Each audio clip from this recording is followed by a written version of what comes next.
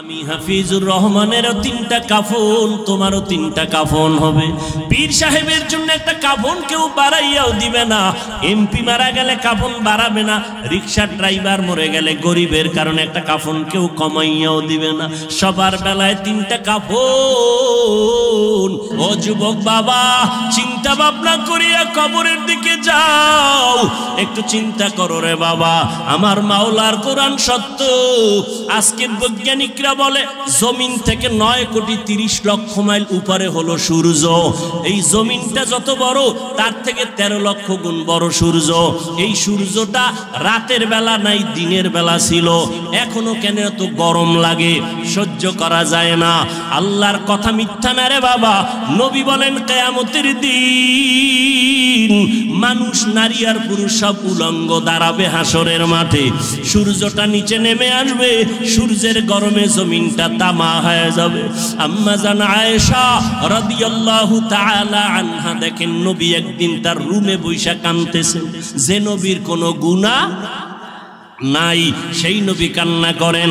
আম্মা জান বলেন, ইয়া রাসূলুল্লাহ, আমার ভয় লাগে কোনো বেয়াদবি করলাম কিনা, আপনি কেন কাঁদতেছেন? আমার নবী বলেন, আয়েশা, আপনি কোনো বেয়াদবি করেন নাই, কেন কাঁদেন হে নবী? মায়ার নবী বলেন, আয়েশা, হাসরের ময়দানের কথা মনে পড়ে গেছে আমার। কিয়ামতের দিন আমার গুনাহগারের উম্মতের কি হালাত হবে। কেন ইয়া রাসূলুল্লাহ? নবী বলেন, আয়েশা, কিয়ামতের ময়দানে নারী আর পুরুষ সব উলঙ্গ দাঁড়াবে। কিয়ামতের দিন সূর্যের গরমে মাথার মগজগুলো টাস টাস করে ফেটে যাবে, জমিনটা তামা হয়ে যাবে। অন্যদিকে জাহান্নামের আওয়াজ। আবার আমার মাওলাও রাগান্বিত আওয়াজ দিবেন, লিমানিল মুলকুল ইয়াউম লিল্লাহিল ওয়াহিদিল কাহ্হার। আমার আল্লাহ তো রাগান্বিত হবেন, হাসরের ময়দানটা থর থর করে কেঁপে উঠবে। হাসরের ময়দানে সবাই থাকবে উলঙ্গ, নারী আর পুরুষেরা। ও পর্দার আড়ালের মা বোনেরা, আল্লাহ আপনাদের এত মর্যাদা দান করেছেন। আপনারা নবীদের মায়ের মতো মা, আপনারা আলেমদের মায়ের মতো মা, আপনাদের এত সম্মান। আপনারা খাদিজা রাদিয়াল্লাহু তাআলা আনহার মতো নারী, আপনারা আয়েশা রাদিয়াল্লাহু তাআলা আনহার মতো দামি নারী, আপনারা ফাতেমা রাদিয়াল্লাহু তাআলা আনহার মতো দামি নারী, ঈসা নবীর মা মারিয়াম আলাইহাস সালামের মতো দামি নারী। আপনারা আল্লাহ পাক রব্বুল আলামিন এত সম্মান আপনাদের দান করলেন। ও পর্দার আড়ালের আম্মা জানেরা, এতক্ষণ আমি যুবকদের যত বয়ান শুনাইলাম ভালোর লাইনে, এই ভালোটা ততদিন পর্যন্ত হবে না যতদিন পর্যন্ত মা আপনি সন্তানকে ভালো লাইনে চালাইবেন না। কারণ সন্তান ভালো লাইনে যাওয়ার পেছনে অবদান হলো মায়ের। কারণ সন্তান মাকে বেশি ফলো করিয়া চলে। এই জন্যই নবীও বলেছেন, এ দুনিয়ায় সব থেকে নারী নেককারিনী যারা আদর্শবান নারী বড় দামি সম্পদ। এরে আম্মা জান, আপনার সন্তানটাকে আপনি ডাক্তার বানাবেন, বাধা নাই। ইঞ্জিনিয়ার বানাবেন, বাধা নাই। প্রফেসর বানাবেন, বাধা নাই। ও যুবক, তুমি স্কুলে পড়ো, কলেজে পড়ো, ভার্সিটিতে পড়ো, বাধা নাই। আমি এতক্ষণ তোমাদের এত চিল্লাইয়া বয়ান শুনাইলাম, একবারও আমি বলি নাই তোমরা হুজুর হইয়া মাদ্রাসায় যাও। না বাবা, তুমি চাকরি করো, বাধা নাই। ব্যবসা করো, বাধা নাই। তুমি স্কুলে পড়ো, বাধা নাই। তুমি চাকরি করো, তুমি ভার্সিটিতে বড় কোনো বাধা নাই। তবে নবীর আদর্শ মানিয়া অন্ধকার কবরের দিকে রওনা হও। ডাক্তারও যদি হও, মা বাবার দোয়া নিয়ে চলিও, 5 বেলার নামাজ পড়িও, কপাল খুলে যাবে। ইঞ্জিনিয়ার যদি হও, ভালো আদর্শ নিয়ে মানুষের সাথে আচরণ ভালো করিও, কোরআন তেলাওয়াত করো, 5 ওয়াক্ত নামাজ পড়িও, জীবনের চাকা ঘুরে যাবে। ও আল্লাহর বান্দারা, আম্মা জান আয়েশা বলেন, ও নবী, কিয়ামতের ময়দানে ভয়ঙ্কর হালাত কেমন হবে? নবী চোখের পানি ছেড়ে কাঁদেন আর কয়, আয়েশা, নবীরা যাদের কোনো গুনাহ নাই সেই নবীরা পর্যন্ত কান্নায় বিভোর হয়ে যাবে। আদম নবী কান্না করবেন নিজেকে বাঁচাবার জন্য, মূসা নবী কান্না করবেন নিজেকে পরিত্রাণের জন্য, ইব্রাহিম নবী কান্না করবেন নিজেকে বাঁচাবার জন্য, মুক্তির জন্য, ঈসা নবী কান্না করবেন নিজেকে মুক্তি করার জন্য, উম্মতেরা যাবে সুপারিশের জন্য, আদম নবী তাড়ায়ে দিবেন, মূসা নবী তাড়ায়ে দিবেন। উম্মতের সুপারিশ করতে গিয়া ইব্রাহিম নবী বলবেন আমি পারবো না, নূহ আলাইহিস সালাম বলবেন আমি পারবো না। নবী বলেন ও আয়েশা জানো ওই কঠিন সময় উম্মতেরা এক একজন নবীর কাছে যাইয়া যখন দেখবে সুপারিশের কেউ নাই, উম্মতেরা পাগলের মতো করবে, সর্বশেষ ওরা আমি মুহাম্মদের কাছে দৌড়ানোর চেষ্টা করবে, আমাকে তালাশ করবে। আম্মা জান বলেন নবী আপনাকে হাসরের ময়দানে উম্মতেরা কোথায় পাবে? নবী বলেন ও আয়েশা আমি আমার মাওলার কুদরতের সামনে মাকামে মাহমুদে সেজদায় পড়ে কান্না করব। অন্য নবীরা নিজেকে বাঁচাবার কান্নায় বিভোর, আর আমি মুহাম্মদ একবারও আমার জন্য আমি কান্না করব না। আমি কান্না করে শুধু বারবার বলবো আল্লাহ আমার উম্মতেরে বাঁচাও, আমার উম্মতেরে বাঁচাও, আমার একটা উম্মত যেন জাহান্নামে না যায়। আমার আল্লাহ তখন বলবে নবী আপনি কাঁদবেন না, আপনার উম্মত গুলো ধরে ধরে বাছাই করে জান্নাতের ময়দানের দিকে নিয়ে যান। ও আয়েশা আমি তখন খুশি মনে আমার উম্মত গুলো ধরে ধরে জান্নাতের ময়দানের দিকে নেওয়া শুরু করব। আম্মা জান আয়েশা বলেন ইয়া রাসূলুল্লাহ কোটি কোটি কোটি মানুষের ভেতরে আপনার উম্মত গুলো চিনবেন কি করে? নবী বলেন ও আয়েশা যেই উম্মত দুনিয়াতে আমি মুহাম্মদের মহব্বতে ভরিয়া ওযু বানাইয়া 5 বেলার নামাজ যথাযথভাবে আদায় করবে, কিয়ামতের ময়দানে ওই ওযুর জায়গাগুলো নূরের আলোতে চমকাইতে থাকবে। আমি নবী দেখে দেখে উম্মতকে জান্নাতের দিকে নিয়ে যাব। ও কুষ্টিয়ার মুসলমান বাবারা, ও যুবক বৃদ্ধ বাবাজি, পর্দার আড়ালের মা বোনেরা, কিয়ামতের ময়দানে আল্লাহ না করুন যদি আল্লাহর নবীর সুপারিশের কাতারে দাঁড়াইতে না পারি, বেনামাজি হইয়া যদি দাঁড়াই, বেপরদার অবস্থা নিয়ে যদি দাঁড়াই, তওবা না করে গুনাহ নিয়ে যদি যাই, নবী তখন বলবে না তুমি আমার উম্মত না, আমি তোমার নবী না। আল্লাহ পাক বলবেন ও ফেরেশতা এই গুনাহগার বেনামাজি নাফরমানের জাহান্নামের হ্যান্ডকাপ লাগায় দাও। ও আল্লাহর বান্দারা সূর্যের গরম সইতে পারি না, গুনাহ নিয়ে কবরে গেলে হাসরের ময়দানে কেমনে জাহান্নামের আগুন সহ্য করব?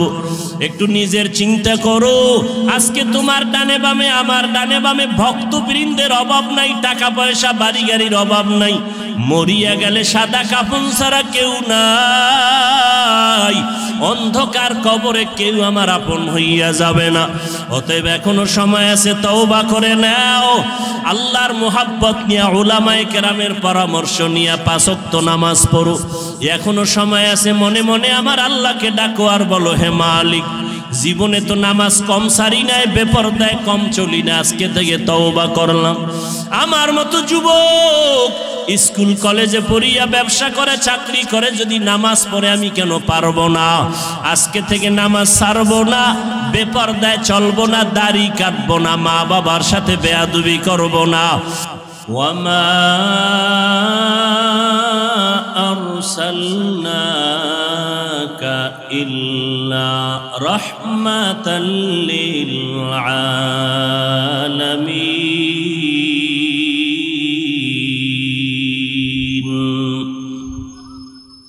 وقال النبي صلى الله عليه وآله وسلم كل أمتي يدخلون الجنة إلا من أبى قيل من أبى قال من أطاعني دخل الجنة ومن عصاني فقد أبى أو كما قال النبي عليه الصلاة والسلام صدق الله مولانا العظيم وصدق رسوله النبي الأمي الكريم ونحن على ذلك من الشاهدين والشاكرين والذاكرين والحمد لله رب العالمين سبحانك لا علم لنا إلا ما علمتنا إنك أنت العليم الحكيم رب اشرح لي صدري ويسر لي أمري واحلل عقدة من لساني يفقه قولي تکبیر میں کلمہ میں نمازوں میں اذا میں تکبیر میں کلمہ میں نمازوں میں اذا میں ہے نام الہی سے ملا نام محمد ہے نام الہی سے ملا نام محمد فرماتے ہیں آدم کو مجھے خلد تری میں فرماتے ہیں آدم کو مجھے خلد تری میں لکھا ہوا توبہ پہ ملا نام محمد لکھا ہوا توبہ پہ ملا نام محمد ہے میم میں محبوب یہ مطلب کا اشارہ ہے میم میں محبوب یہ مطلب کا اشارہ پھر کیوں نہ ہو محبوب خدا نام محمد پھر کیوں نہ ہو محبوب خدا نام محمد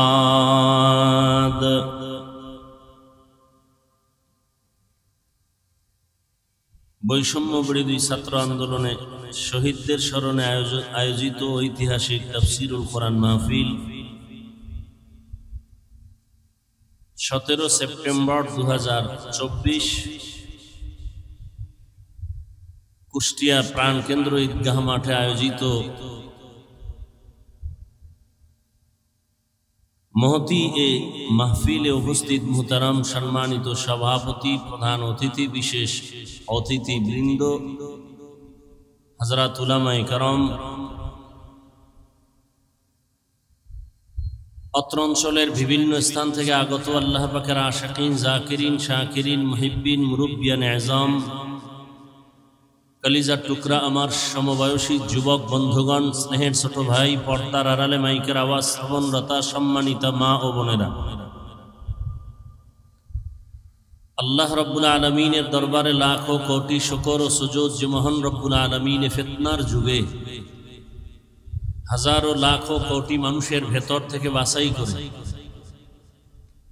पृथिवीर श्रेष्ठ मजलिस उलामाए आहले हकेर मजलिस गुनाह माफेर मजलिस तওবা कबुलेर मजलिसे आमादेरके आशा बसार तौफिक दान करेছেন नियामतेर शुक्र आदायार्थे ईमानेर आवाजके उঁচু करे एक आवाजे सकलेई मोहब्बते पड़ी आलহামদুলিল্লাহ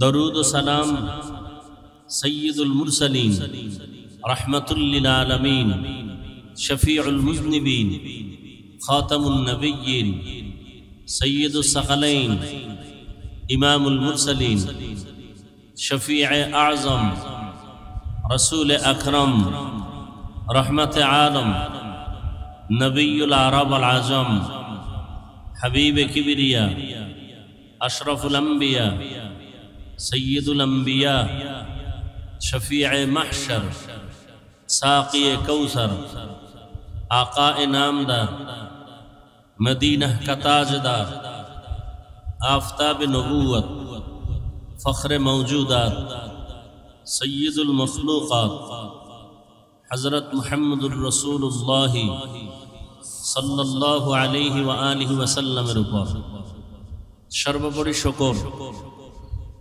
जादेर अक्लान्त परिश्रमेर माध्यमे आज सुंदर आयोजन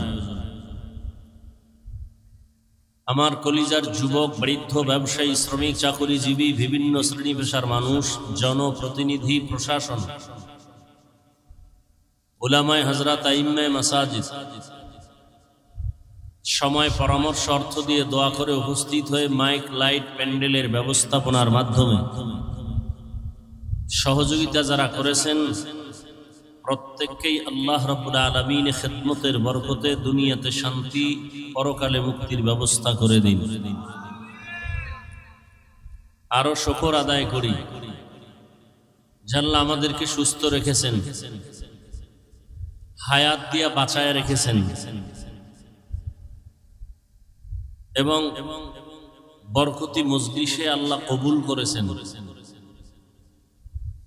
আজ আমার অনেক ভাই, অনেক মা, অনেক বোন, অনেক বাবা দুনিয়াতে নাই। কুষ্টিয়ার শহরে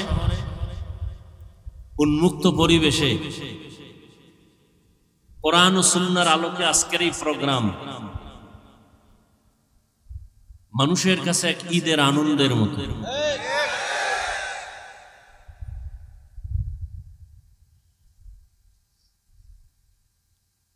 আমি মনে করি এটা কুষ্টিয়ার জন্য একটা বিজয়ের পূর্বাভাস।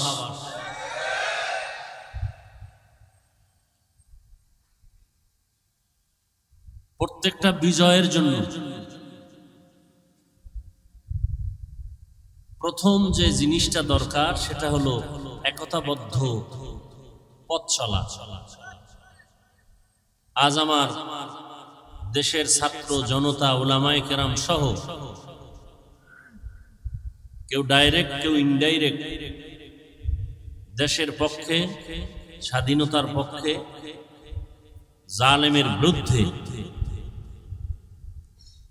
সার্বিক প্রচেষ্টা চালিয়েছেন। আল্লাহর মদদ আসছে, আল্লাহ দয়া করেছেন, আল্লাহর রহমত ছাড়া এটা অসম্ভব। অনেক বান্দা বান্দির চোখের পানির এটা ফলাফল।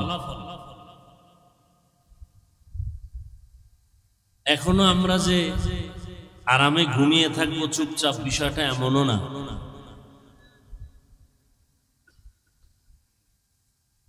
আল্লাহর দ্বীন নিয়ে যদি বাঁচতে চাই, কবরে যেতে চাই, তাহলে বিপদ আরো বহু সামনে আমাদের পাড়ি দিতে হবে।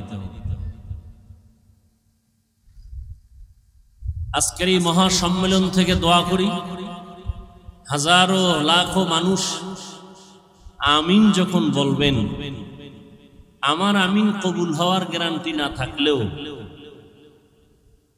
এই বরকতি মজলিসে বহু আল্লাহর আশেক আছেন যারা আমিন কবুল হয়ে যাবে ইনশাআল্লাহ। আমি দোয়া করব, আপনারা শুধু আমিন বলবেন। আল্লাহ পাক এই সম্মেলন, এই প্রোগ্রামের বরকতে আমার দেশ, আমার জাতিকে জুলুম থেকে চূড়ান্তভাবে হেফাজত করুন। বিশেষ করে এই কুষ্টিয়ার বৃহত্তর অঞ্চল আল্লাহ পাক রব্বুল আলামিন দ্বীনের জন্য কবুল করেন।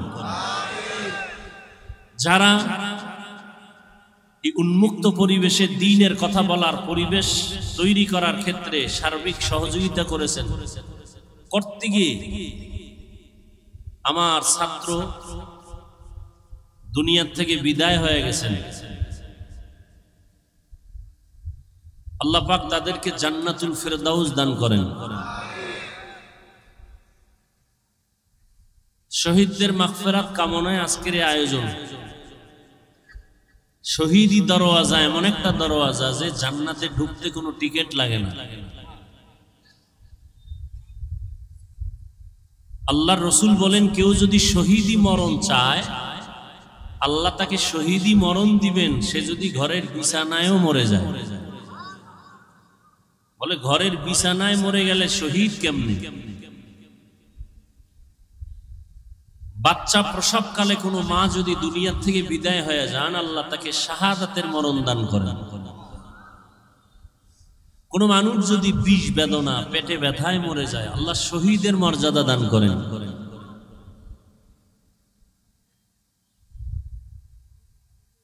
বেঈমানদের মোকাবেলা করতে গিয়ে, জালেমদের জুলুমকে প্রতিরোধ করতে গিয়ে ময়দানে মোকাবেলা করেছেন,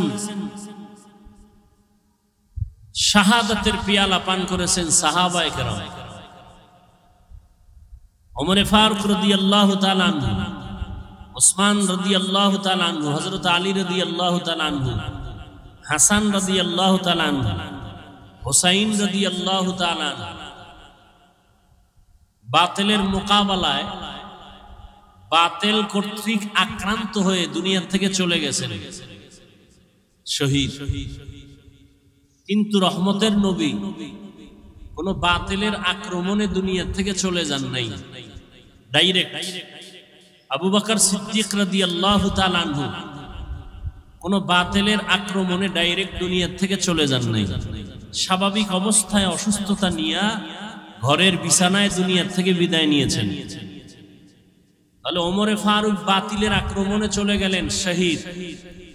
উসমান রাদিয়াল্লাহু তাআলা আনহু বাতিলের আক্রমণে চলে গেলেন, শহীদ। হযরত আলী রাদিয়াল্লাহু তাআলা আনহু বাতিলের আক্রমণে চলে গেলেন, শহীদ। শহীদি মর্যাদা সবার উপরে, সেই মর্যাদা আবু বকর পেলেন না কেন? এমনকি নবী পেলেন না কেন? এক কথায় জবাব, সর্বোচ্চ শহীদের মর্যাদা আল্লাহ নবীকেও দান করেছেন, আবু বকরকেও দান করেছেন। আরো আস্তে করে বলেন।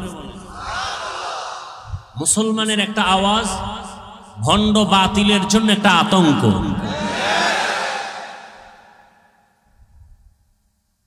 সমস্ত দুনিয়ার বিধর্মীরা মুসলমানের আওয়াজটাকে বেশি ভয় পায়।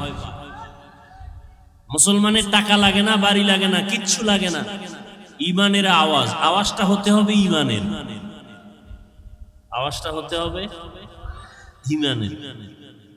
সেদিন এক জায়গায় বলেছিলাম, কেউ জোরে আওয়াজ দেয় বেশি খাইয়া, পেটে ব্যথা শুরু হয়েছে চিল্লায়। আবার কেউ চিৎকার দেয় 17 বছর না খাইয়া। আছে না নাই? কেউ খাইয়াও চিল্লায়, কেউ না খায় চিল্লায়। মুসলমানের খাওয়া নাই, না খাওয়া নাই, মুসলমানের চিল্লানি হবে ইমানের চিল্লানি। আর একটা কথা আপনাদের মনে তো থাকবেই, বরং এই যে বিলবোর্ড করে লিখে রাখা উচিত রাস্তার মোড়ে মোড়ে, কোরআন হাদিস ইসলাম আর আলেম ওলামার সাথে বেয়াদবি করে কেউ দুনিয়াতে সফলতার সূর্য দেখতে পারে নাই, পারবেও না। এই কথাটা যদি কেউ উল্টো দিকে নেয়, তার কপাল পুড়ে যাবে মরার আগেই। বাংলাদেশের ইতিহাসে সফলতার মানদণ্ডে যারা আগায় গেছে, একমাত্র ইসলামের আলো দিয়ে, ওলামায়ে কেরামের দোয়া নিয়ে। যারা বেয়াদবি করেছে তাদের পতন মরার আগেই হয়ে গেছে। কারণ কিয়ামতের আগের দিন পর্যন্ত এই জমিনে আর কোনোদিন নবী আসবেন না, সাহাবায়ে কেরাম আসবেন না। আসবেন? আমাকে একটু জবাব দেন আর কথা বুঝার চেষ্টা করেন, ভুল হলে ধরায় দিয়েন। কিয়ামতের আগ পর্যন্ত নবীজি আসবেন? আবু বকর, ওমর, ওসমান, আলী সহ কোন সাহাবায়ে কেরাম আসবেন? আসবেন না। আমরা তো সবাই জান্নাতে যেতে চাই, যেতে চাই না? অবশ্যই চাই, আল্লাহ কবুল করেন। জান্নাত পেতে হলে কি কাজ করতে হবে, কি ছাড়তে হবে, এ বিষয়ে দিক নির্দেশনা আছে কোরআনে আর হাদিসে। কথা ঠিক? কোরআন নাজিল হইছে নবীর উপরে, নবী নাই। নবী সাহাবায়ে কেরামদের শিখাইছেন, তারাও নাই। এখন আপনি কোরআন পড়ে পড়ে সঠিক পথে যাবেন, ভালোটাকে গ্রহণ করবেন, খারাপটাকে আপনি বর্জন করবেন। আফসুস, হাজার আফসুস, আপনার আব্বাও কোরআন বুঝে না, আপনিও কোরআনের আরবি বুঝেন না, হাদিসেরও আরবি বুঝেন না। আপনি জান্নাতের পথ চিনবেন কি করে আর চলবেন কি করে? কথা বুঝাইতে পারলাম? এখন কি করার? নবীও আসবেন না, কোরআন বুঝাবার জন্য আবু বকর, ওমর, ওসমান, আলী আসবেন না। কোরআন বুঝাবার জন্য এ জমিনে কিয়ামতের আগে মুজাদ্দেদে আলফে সানি আর আসবেন না, ইমাম বুখারী আর আসবেন না, ইমাম মুসলিম আসবেন না, ইমাম তিরমিজি আসবেন না। তাহলে এই জাতি যারা কোরআন বুঝে না, পড়তে পারে না, আরবি বুঝবে দূরের কথা, কোরআনের আরবি পড়তে পারে না, হাদিসের আরবি পড়তে পারে না, এরা কিভাবে জান্নাতের পথ পাবে? কিয়ামত পর্যন্ত এর স্থায়ী সমাধান হলো এই গোটা দুনিয়ার উম্মত জান্নাতের পথ খুঁজে পাবে কোরআন সুন্নাহর আলোকে, একমাত্র শুধুমাত্র কেবলমাত্র উলামায়ে আহলে হকের মাধ্যমে। অতএব যারা উলামায়ে কেরামদেরকে অ্যাবাউট করে চলবে তারা খাসারাত দুনিয়া ওয়াল আখিরা, দুনিয়াও বরবাদ আখিরাতও বরবাদ। উম্মতের রাহবার উলামায়ে কেরাম। উম্মত যখন নবীদের সাথে বেয়াদবি করত তখন পতন চলে আসতো। নবীদের স্থলাভিষিক্ত সাহাবায়ে কেরাম, এদের পরে ক্রমান্বয়ে আসছে উলামায়ে কেরাম। এই উলামায়ে কেরামদের দাম কত? আল্লাহ নিজে কোরআন শরীফে বলেছেন, রাসূল হাদিসে বলেছেন। উলামায়ে কেরাম কারা? ইন্নামা ইয়াখশাল্লাহা মিন ইবাদিহিল উলামা। আল্লাহ বলেন নিশ্চয়ই আমার বান্দাদের ভেতরে যারা আলেম উলামা তারা আমাকে বেশি ভয় করবেন। কাকে? আল্লাহকে ভয় করবেন। বান্দাদের ভেতরে যারা উলামা, এক বচনে আলেম, বহু বচনে উলামা। ভয় করার মানে কি? আমিও আল্লাহকে ভয় করি, আপনিও আল্লাহকে ভয় করেন। সবাইকে জিজ্ঞেস করলে বলে আমরা সবাই আল্লাহকে ভয় করি। আসলে ভয়ের মানে কি? অথচ বিড়িও টানেন, গাঞ্জাও খান, মানুষও হত্যা করেন, মানুষের বাড়িঘরে আগুন জ্বালান। তাহলে আসলে আল্লাহর ভয়ের মানে কি? এখানে এত মানুষ, কুষ্টিয়ার ইতিহাস, মানুষ বলবে লক্ষ লক্ষ মানুষ, বিশাল আয়োজন, কিন্তু এমনও আশেকে রসুল এখানে আছে আজকে ফজরের নামাজ পড়ে নাই, জহুর পড়ে নাই, আসর পড়ে নাই। সত্য কথাটা স্বীকার করেন, মানেন আর না মানেন। মাগরিবও এমন মানুষ এখানে নাই, এশার নামাজও, এরপরও চাপাবাজি করে, নামাজ না পড়লেও দিল পরিষ্কার। চাপাবাজ আছে না নাই? আল্লাহ হেদায়াত দান করুন। এরাও বলে আমরা আল্লাহকে ভয় করি, আমিও বলি আল্লাহকে ভয় করি।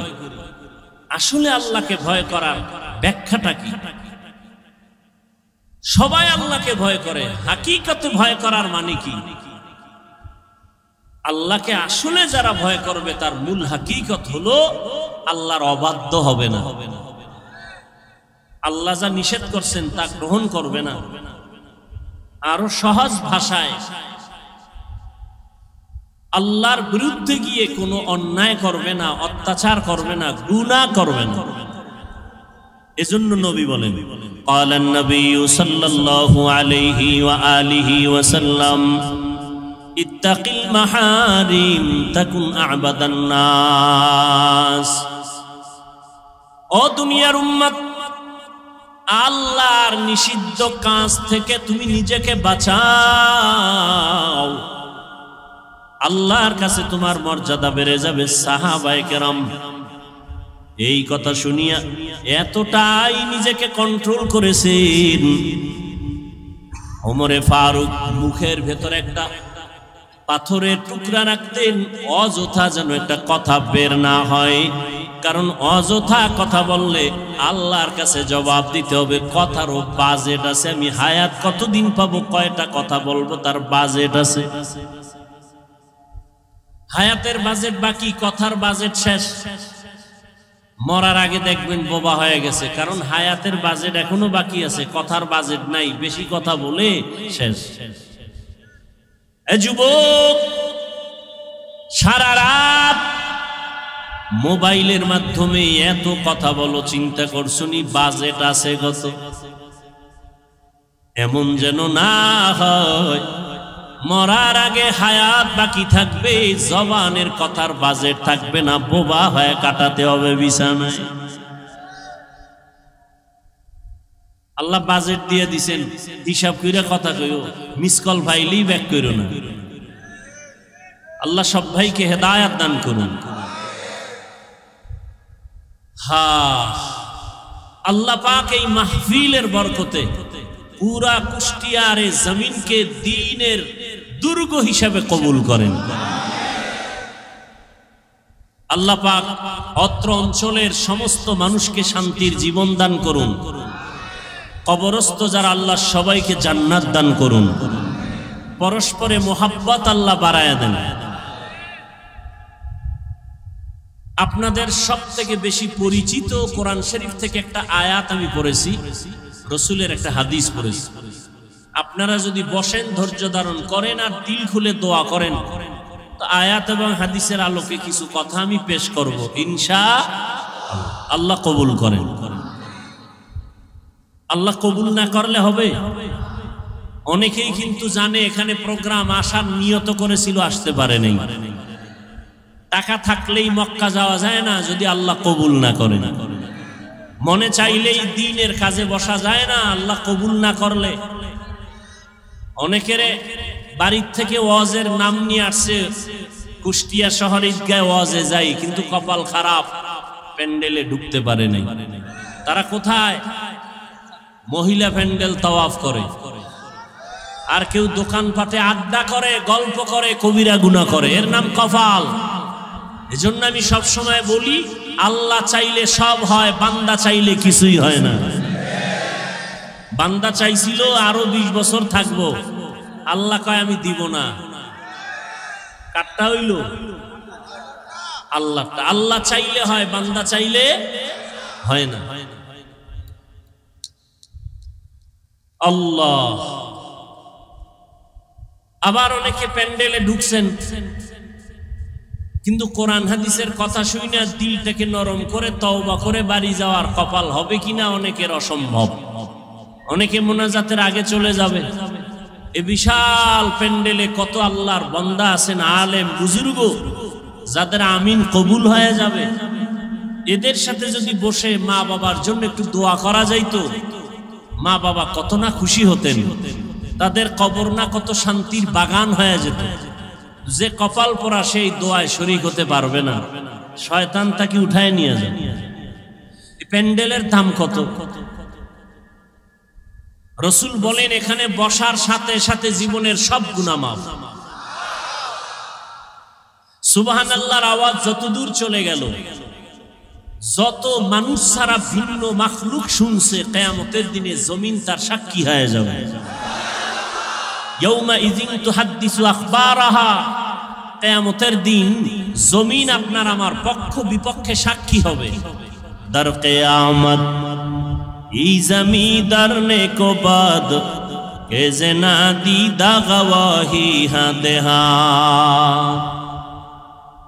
জমিন আপনার আমার পক্ষ বিপক্ষ নিবে। জমিনে সেজদা দিয়েছেন, কিয়ামতের দিনে জমিন আল্লাহকে বলবে, আল্লাহ আমাকে সেজদা দিয়েছে আমার পিঠে। আল্লাহ জমিনের সাক্ষী নিয়ে বলবে, বিনা হিসাবে জান্নাতে চলে যাও। এজন্য দেওবন্দের কৃতি সন্তান কারি তৈয়ব সাহেব রহমতুল্লাহ আলাইহি, যিনি ওই সময় ভারতবর্ষের সমস্ত জেনারেল লাইনের মানুষরা তাকে দার্শনিক মনে করত, উলামায়ে কেরাম তাকে জবরদস্ত একজন ইলমওয়ালা আহলুল্লাহ মনে করতেন।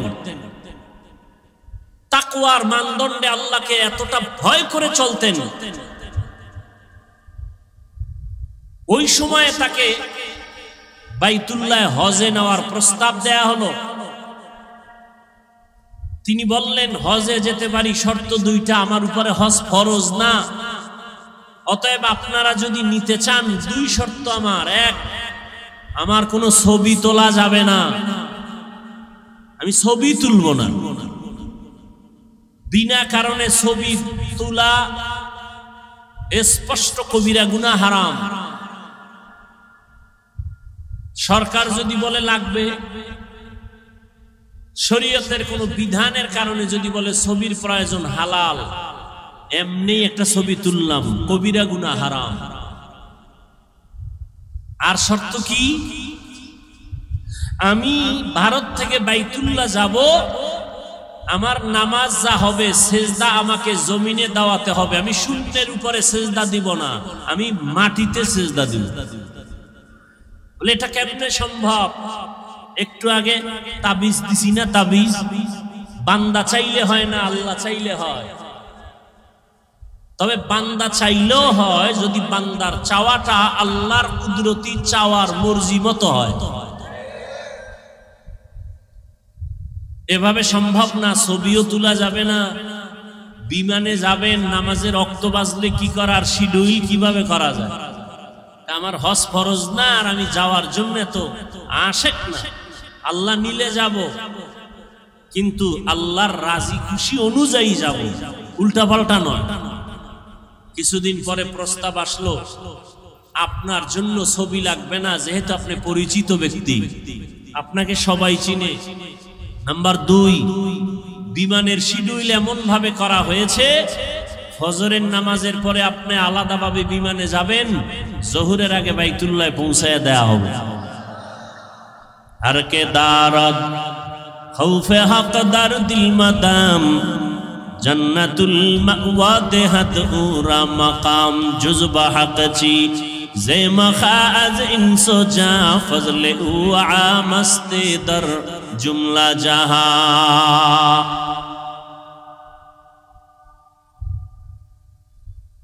অতএব আল্লাহ দয়া করে নিয়ে আসছেন। গতকালেও নাকি এদিকে বৃষ্টি হয়েছে।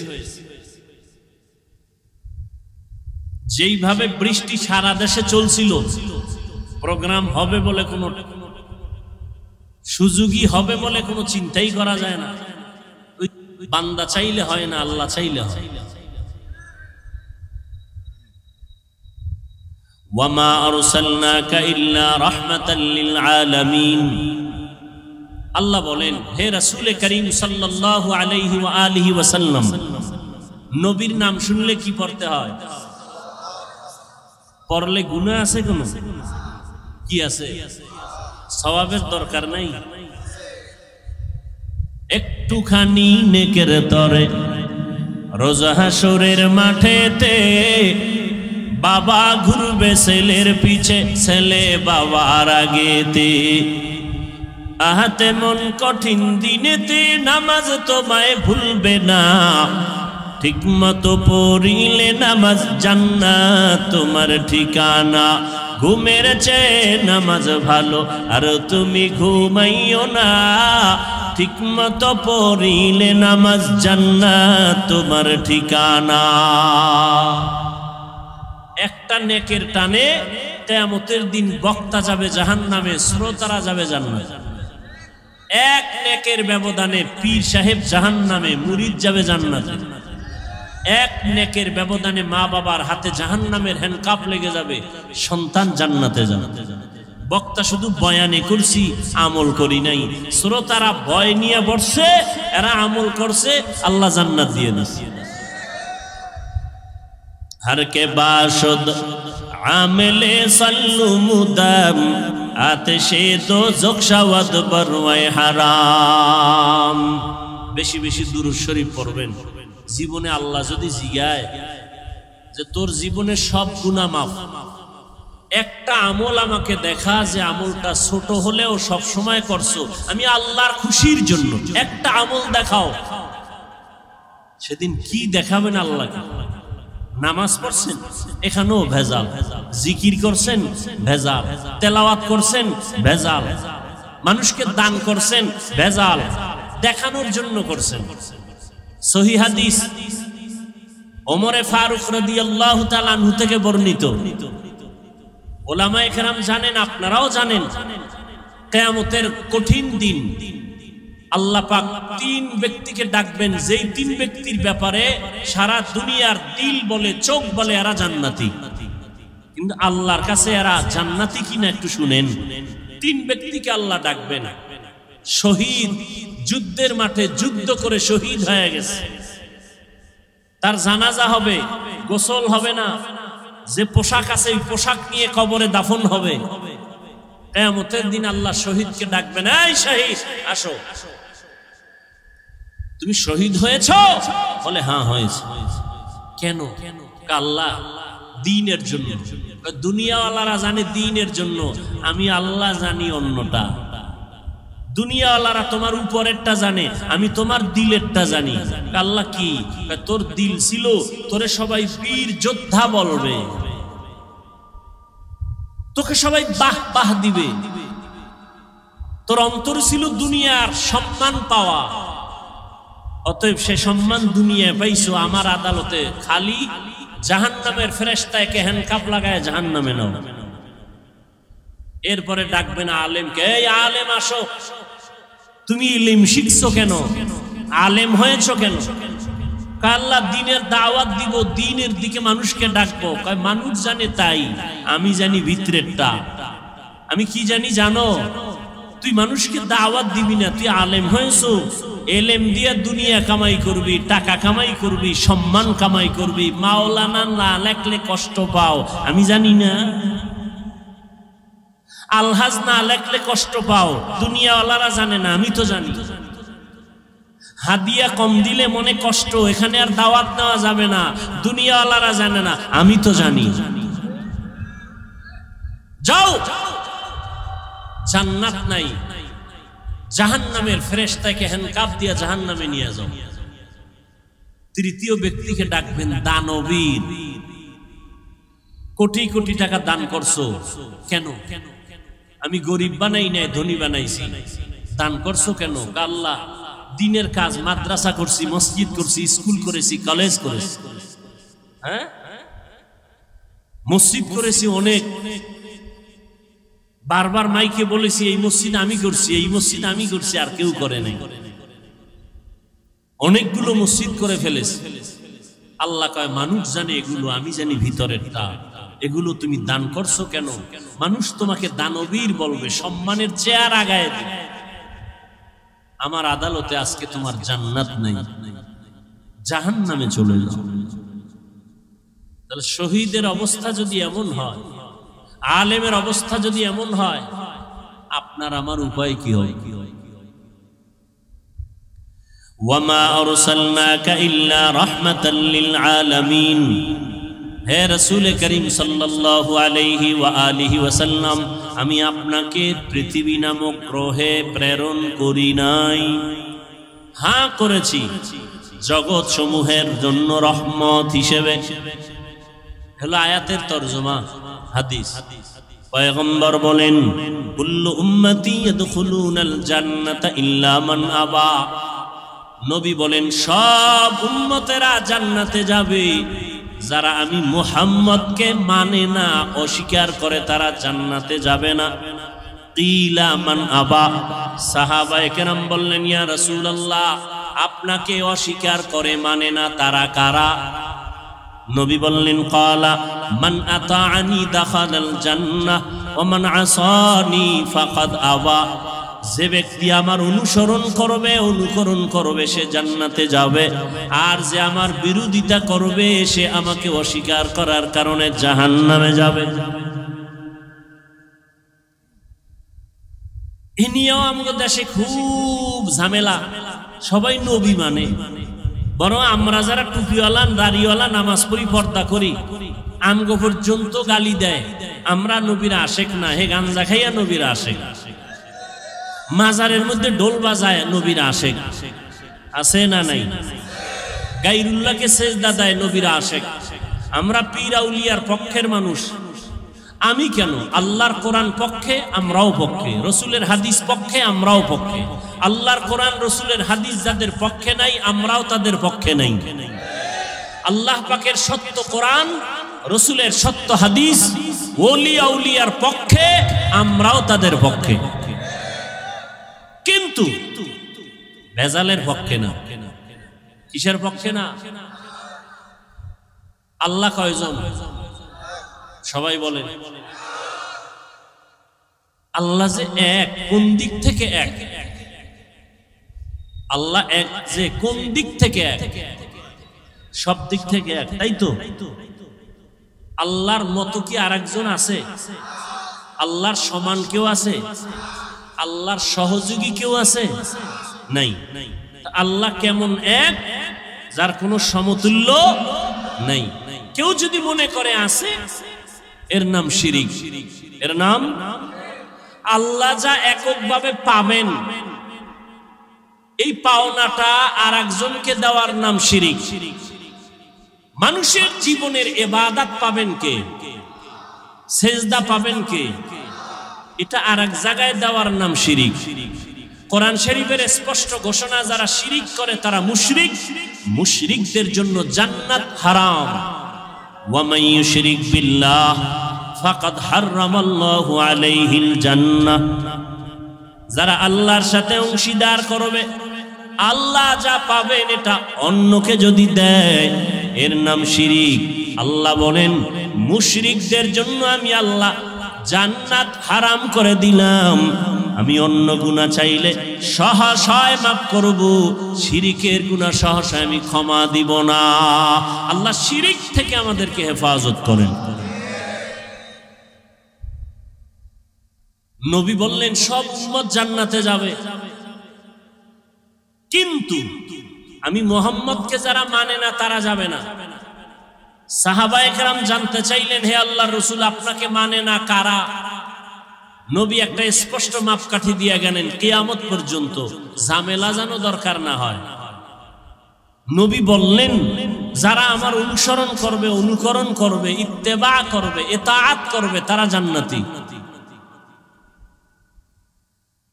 সাহাবাদের প্রশ্ন ছিল, নবী আপনাকে মানে না তারা কারা? নবীজি বললেন যারা আমার অনুসরণ করবে তারা জান্নাতি। আমাকে একটু জবাব দেন, নবীজিকে অনুসরণ করলে সে কি? বিপরীত কথা কি দাঁড়াবে? বুঝেন নাই? যে নবীকে অনুসরণ করবে সে জান্নাতি। বিপরীত কথা কি দাঁড়ায়? যে নবীর অনুসরণ করবে না সে।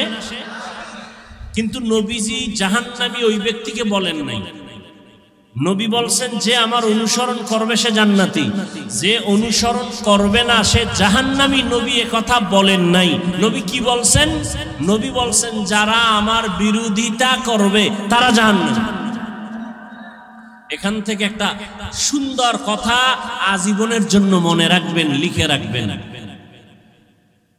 নবীকে যারা মানে না বা নবীর আদর্শ মতো চলে না তারা দুই দল।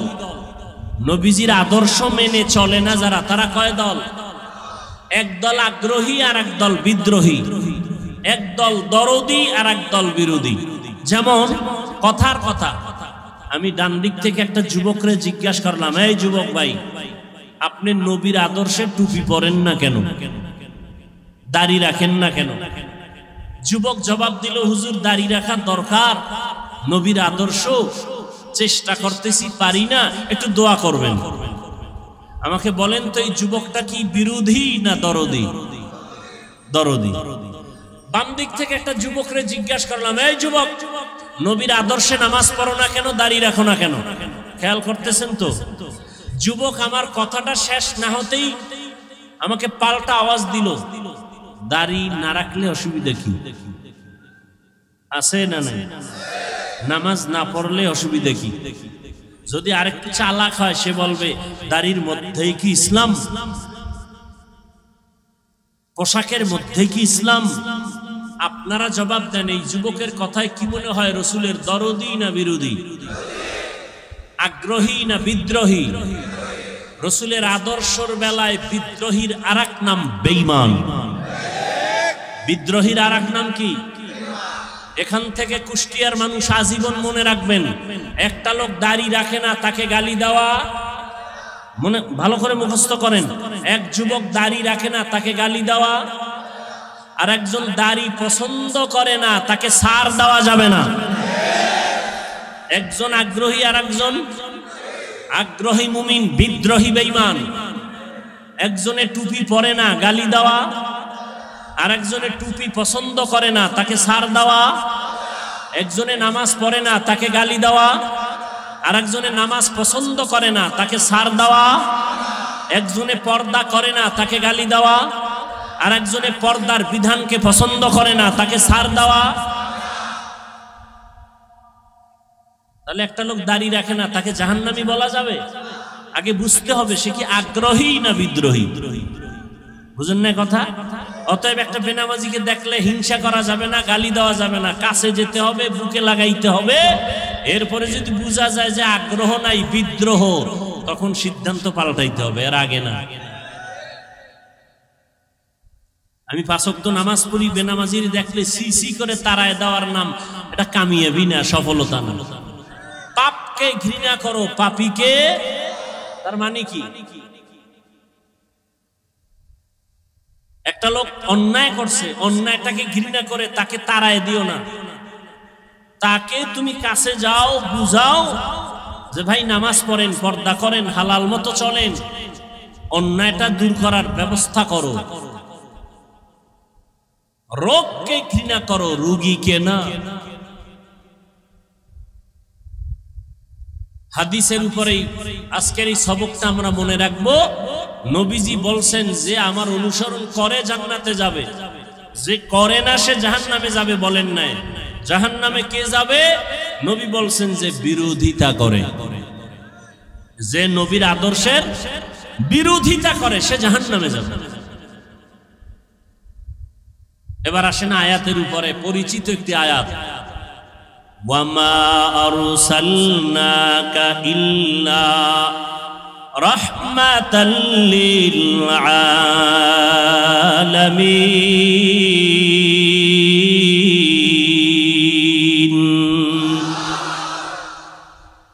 তরজমাটা বলছি, আর একবার বলি। আল্লাহ বলেন, হে নবী আমি আপনাকে, হে রসুল আমি আপনাকে দুনিয়াতে পাঠাই নাই, হ্যাঁ পাঠিয়েছি জগৎ সমূহের রহমত হিসেবে। পাঠাই নাই, হ্যাঁ পাঠিয়েছি। ঘুরাইয়া বললেন কেন? ডাইরেক্ট যদি বলতেন আপনাকে জগৎ সমূহের রহমত করে পাঠাইলাম। ঘুরাইয়া বললেন এর কারণ দুনিয়ার সমস্ত মানুষের ব্রেনকে সাফ করে দিলেন। মোহাম্মদ দুনিয়াতে ভিন্ন কোনো কারণে পাঠানো হয় নাই, একটাই মাত্র কারণ, জগৎ সমূহের জন্য তিনি রহমত। তিনি রহমত, পুরাটাই রহমত, তার মধ্যে রহমতের বাইরে কিচ্ছু নাই। এটা বুঝাবার জন্য এখানে অনেকে তর্জমা করেন রহমতের নবী উভয় জগতের জন্য রহমত। আমি তর্জমা করেছি জগৎ সমূহের জন্য রহমত। উভয় জগৎ বলতে বুঝায় দুনিয়ার জগৎ, পরকাল জগৎ। কিন্তু জগৎ তো দুইটা না, আরো আছে।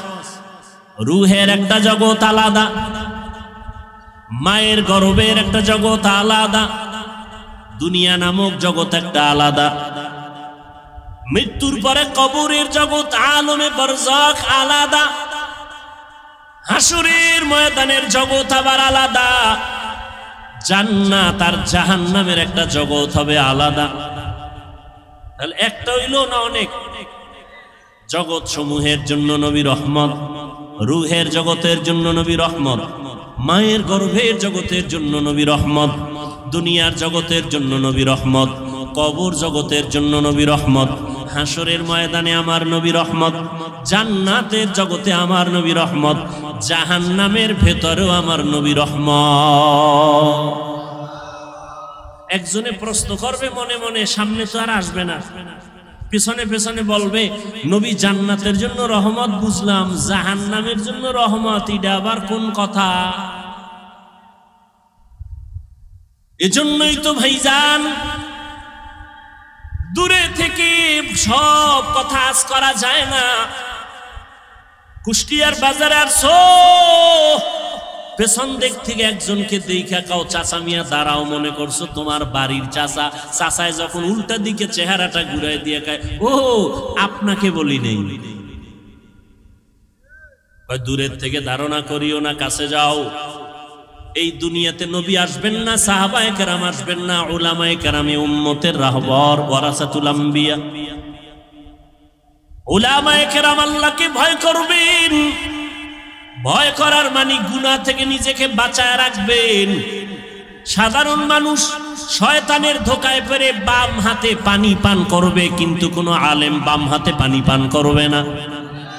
সাধারণ মানুষ শয়তানের ধোকায় পড়ে টুপি ছাড়া চলবে, দাড়ি কাটবে, কিন্তু যারা আলেম তারা কখনো টুপি ছাড়া চলবে না।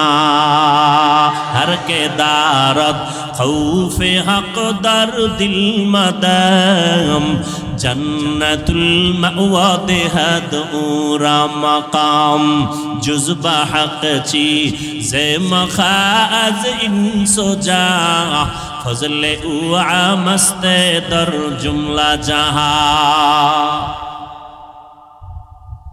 জগৎ সমূহের জন্য আপনার আমার নবী, রহমতের নবী আমার নবী, রূহের জগতের জন্য কিভাবে রহমত, ভিন্ন আলোচনা। মায়ের গর্ভের জগতের জন্য নবী কেমন রহমত, ভিন্ন আলোচনা। দুনিয়ার জগতের জন্য নবী কেমন রহমত, ভিন্ন আলোচনা। হাসরের ময়দানের জন্য নবী কেমন রহমত, ভিন্ন আলোচনা। জান্নাতের জগতে নবী কেমন রহমত, ভিন্ন আলোচনা। জাহান্নামের জগতের জন্য নবী রহমত কেমন, ভিন্ন আলোচনা। আপনাদের ধৈর্য হবে না, সময়ও কুলাবে না। এজন্য আমি শুধুমাত্র রূহের জগৎ নিয়ে কথা বলবো না, শুধু দুনিয়ার জগৎটা নিয়ে কিছু কথা বলে বিদায় নিব।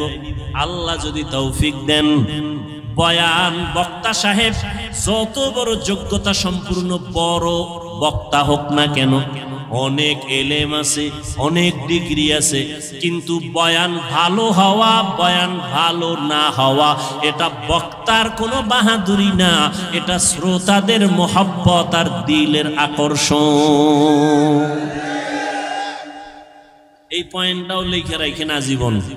কিছু মার্কা মারা পয়েন্ট বলবো, এটি লিখে রাখবেন। বক্তার বয়ান ভালো হইছে না খারাপ হইছে, এগুলো সব নির্ভর করে শ্রোতাদের মোহাব্বত আর কলবের আকর্ষণের উপর। আপনাদের অন্তরের হালাত যেমন, বয়ান হবে তেমন। যদি আল্লাহর মোহাব্বত নিয়ে বয়ান করি আর আল্লাহর মোহাব্বত নিয়ে বয়ান শুনেন, বরকত কে দিবেন? দুনিয়ার জগতের জন্য আমার নবী রহমত। কেমন একজন নবী আল্লাহ আমাদের দান করেছেন, চিনলি না রে যুবক?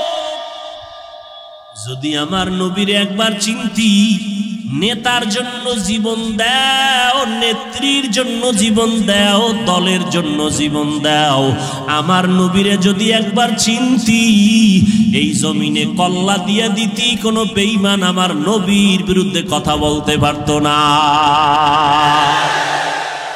ইমামুল আউয়ালিন আল আখিরিন বহরে সাদকা রহমাতাল লিল আলামিন সাইয়্যিদুল কাউনাইন খাতমুল মুরসালিন আখির আমদ বুদে ফখরুল আউয়ালিন।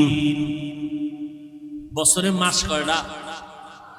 12টা। কিয়ামতের আগে একটা বাড়বে, একটা কমে যাবে। ইন্না ইদ্দাতাশ শুহুরি ইনদাল্লাহি 12 শাহরান ফি কিতাবিল্লাহ ইয়াওমা খালাকাস সামাওয়াতি ওয়াল আরদ মিনহা আরবাআতুল হুরুম যালিকাদ দীনুল কাইয়্যিম। আল্লাহ পাক কোরআনে বলেন সূরা তাওবা, কিয়ামতের আল্লাহ পাক বলেন আমি বছরে গণনার আকারে মাস বানাইছি 12টা। এইটা এই যে কথাটা আমি আল্লাহ লিখে রাখছি আসমান লাউহে মাহফুজের মধ্যে, লাউহে মাহফুজে লিখে রেখেছি বছরে মাস হবে 12টা, এবং এই 12 মাসের মধ্যে 4 মাস হবে বড় দামি, বড় সম্মানের মাস। তার মানে অন্য মাস সম্মান নাই, সব মাসের দাম আছে। 4টা মাস, 12 মাসের মধ্যে 4 মাস হবে বড় দামি, বেশি দামি। এর মধ্যে একটা মাস হলো জিকাদা, এরপরে যুলহিজ্জা, রজব, মুহররম। আবার একটু বলি, 4 মাস, 12 মাসের মধ্যে 4 মাস বড় দামি। এটা কোরআনে লেখা, কোরআনের আয়াত। আল্লাহ এই সিদ্ধান্ত লিখে রাখছেন লৌহে মাহফুজে। কোন দিন? আসমান জমিন সৃষ্টির দিন। ভালো করে খেয়াল করেন, মুহররম, রজব আর হলো জিকাদা, যুলহিজ্জা। নাম কয়টা আবার খেয়াল করেন, যুলকাদা, যুলহিজ্জা, মুহররম, রজব। এই 4 মাসের মধ্যে রবিউল আউয়াল কয় নম্বরে? বলেন, জবাব দেন। নাই। তাহলে কি বুঝেন? রবিউল আউয়ালের দাম নাই, সব মাসেরই দাম আছে। ওই যে 4 মাসের দাম আলাদা কেন, এ বিষয়ে আলোচনা আলাদা। আয়াত নাজিল হয়েছে ওই সময়, ওই প্রেক্ষাপট ভিন্ন ছিল। যুদ্ধ বিগ্রহ করত, ওটা নিষেধ করেছিলেন এই 4 মাসে। ওই হুকুম রহিত হয়ে গেছে, এখন সেই হুকুম বাকি নেই। এখন প্রয়োজন হলে কিয়ামত পর্যন্ত আল্লাহর বিধানে জিহাদ চলবে। রজব বুঝি না, মুহররম বুঝি না, বাতিল যখন আঘাত করবে, মুসলমান ইমানের ইসলামের পতাকা উড্ডীন করার জন্য প্রতিবাদের ময়দানে ঝাঁপিয়ে পড়বে। তো যেটা আমি বুঝাতে চাই, রবিউল আউয়াল বর্তমান মাস। সেই ক্ষেত্রে আমি রাসূলের আদর্শের কিছু কথা বলবো, আয়াত নিয়েছি। প্রাসঙ্গিক দুই একটা কথা বলে যাই। নবীর নিয়ে লাফালাফি, কেউ মদিনার থেকে নবীরে টান দিয়া কুষ্টিয়ার মসজিদে নিয়ে আয়, মাঝে মাঝে ঢাকার বাইতুল মুকাররমে নবী হাজির হয়ে যান। হ্যাঁ, কত ইখতিলাফ, মতনৈক্য। কেউ কয় নবী যে 63 বছর পরে মরে গেছে, আর জিন্দা হওয়ার কায়দা নেই। আবার কেউ কয় নবী মরেই নাই। যারা বলে নবী মরে নাই, তো 63 বছরের গণনা আসলো কেন? যাই হোক, নবী বলেন আমি 63 বছরের হায়াত শেষ করে মদিনাতুল মুনাওয়ারা রওজা মুবারাকে কিয়ামত পর্যন্ত জিন্দা অবস্থায় নামাজের হালাতে থাকব। আরো জোরে বলেন।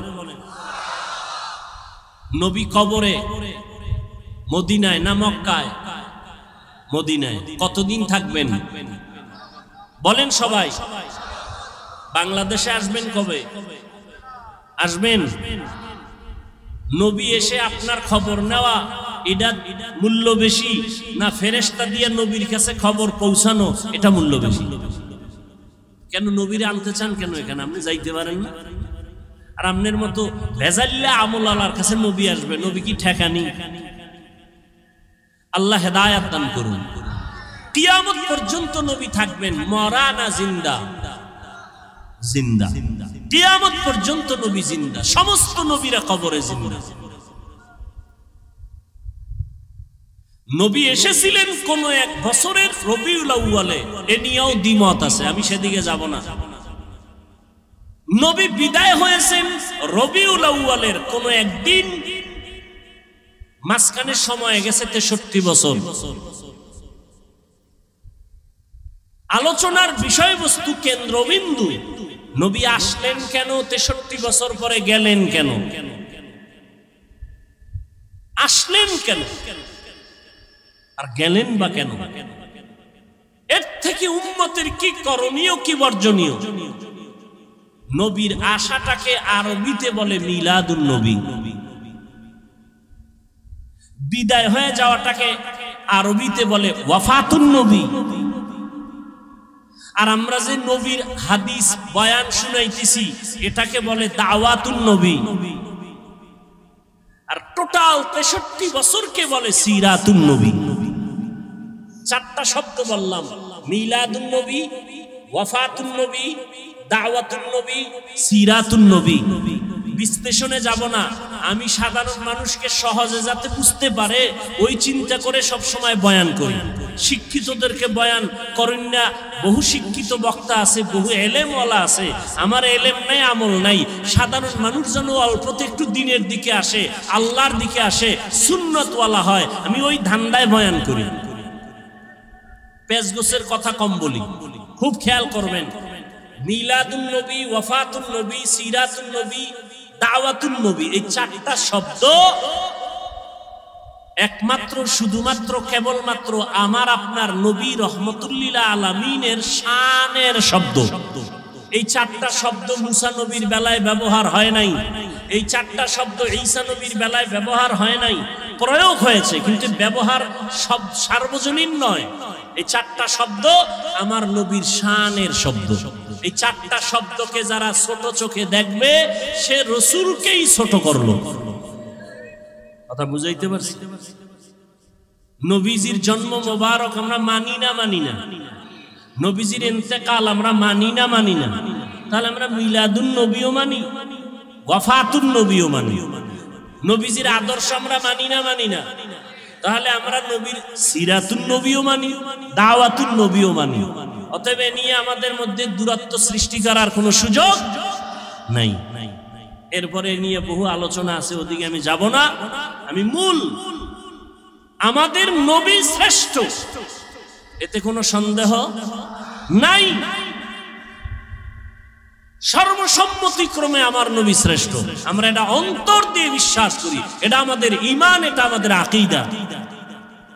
নবীরে কি দিয়া বানাইছেন? ওই ধান্দায় পইরা সময় নষ্ট না কইরা 100 বার দুরূদ শরীফ পড়ি, সওয়াব হবে। কি তর্ক বিতর্ক না কইরা আমল করি। কখন মরণ হয়ে যাবে বলা যায় না। চোখের সামনে দেখতে না দেখতে কত আপনজন চলে গেল, চোখের সামনে কত যুবক চলে গেল। আমার চলে যাওয়ার পালা। কি নিয়ে যাইতেছি আর কি রেখে যাইতেছি? আল্লাহ বলেন, ওমা আরসালনাকা ইল্লা রাহমাতাল লিল আলামিন। ও পয়গম্বর, জগৎ সমূহের জন্য আমি আপনাকে রহমত করে পাঠাইলাম। রূহের জগতের জন্য নবী আমার রহমত, দুনিয়ার জগতের জন্য নবী রহমত, কবর জগতের জন্য নবী আমার রহমত, হাসরের জগতের জন্য নবী রহমত। দুনিয়ার জগতের জন্য নবী কিভাবে রহমত, এই বিষয়ে দু চারটা কথা আমি বলবো। রহমতের নবী এমন এক সময় জমিনের মধ্যে পদার্পণ করলেন, মক্কা নগরীতে, আরব দেশের ভেতরে। যেই সময় মক্কার মানুষের মতো চরিত্রহীন, লম্পট জমিনের মধ্যে আর কোথাও কোনো মানুষ ছিল না। মক্কার মানুষ বড় খারাপ মানুষ, এতটাই চরিত্রহীন। ভালো করে খেয়াল করেন, এতটাই চরিত্রহীন ওই মক্কার মানুষ। নারী আর পুরুষ উলঙ্গ হইয়া বাইতুল্লাহর চারপাশে তাওয়াফ করে। তারা কাপড় পরে যায় না, কারণ এই কাপড় দ্বারা ভিন্ন জায়গায় গিয়ে গুনাহ করছে। এই গুনাহযুক্ত কাপড় নিয়ে বাইতুল্লাহর কাছে যাবে না। এরা বাইতুল্লাহকে সম্মান করে, কিন্তু চরিত্র এতটাই দুর্বল, এরা নারীদের পছন্দ করে না। কন্যা ঘরে আসলে বাবা পর্যন্ত বেজার হয়ে যায়। বাবা লজ্জায় পড়ে ওই কন্যা সন্তানটাকে জ্যান্ত গলা টিপে হত্যা করে। এতটাই জালেম, এতটাই জুলুম চলতেছিল। জুলুমের সমাজ, এমন এক জায়গা চতুর্মুখী নাপাক আর নাপাক আর নাপাক। এই অবস্থায় এমন একজন রহমতের নবী মক্কা নগরীর মাঝে আল্লাহ পাঠাইছেন। রহমতের নবী আসছেন, আসা মাত্র জমিনের মধ্যে পরিবর্তনের হাওয়া শুরু হয়ে গেল। প্রশ্ন এখন জটিল, মক্কার মানুষ এত কেন খারাপ হলো? অন্য এলাকার মানুষ কেন খারাপ হলো না? সিরিয়ার মানুষ এত খারাপ কেন না? মক্কার মানুষ এত খারাপ কেন? অথচ এখানে তো লক্ষ লক্ষ নবী আসছেন, সব নবীরা বাইতুল্লাহ তাওয়াফ করছেন। আদম আলাইহিস সালাম ভারতের চরণদ্বীপ থেকে আল্লাহর ঘর জিয়ারতের জন্য 40 বার পায়ে হেঁটে গেছেন, হাইটা হাইটা গিয়া বাইতুল্লাহ জিয়ারত করেছেন আদম নবী। আদম আলাইহিস সালাম, নূহ আলাইহিস সালাম এই জমিনের মধ্যে কদম রেখেছেন। আমাদের আকীদা বিশ্বাস, যেখানে আজান হয়, কোরআন তেলাওয়াত হয়, যেখানে দ্বীনের কথা হয়, আলেম ওলামা আসে, ওই জায়গাটা বরকতপূর্ণ হয়। ঠিক নি? মক্কার জমিনের মধ্যে সব নবীরা আসছেন, বাইতুল্লাহ তাওয়াফ করছেন, জায়গাটা বড় বরকতের জায়গা। এখানের মানুষ অন্য দিকের তুলনায় একটু কম খারাপ হবে। অথচ সিরিয়ার মানুষ এত খারাপ না, মক্কার মানুষ এত খারাপ। আবার এমন একটা জায়গা যেখানে আল্লাহ পৃথিবী নামক গ্রহ বানাইয়া প্রথম আল্লাহ একটা ঘর বানাইলেন, বাইতুল্লাহ। ইন্না আউওয়ালা বাইতিন উযিআ লিন-নাস লাল্লাযী বিবাক্কাতা মুবারাকান ওয়া হুদা মুবারাকাও ওয়া হুদাল লিল আলামিন।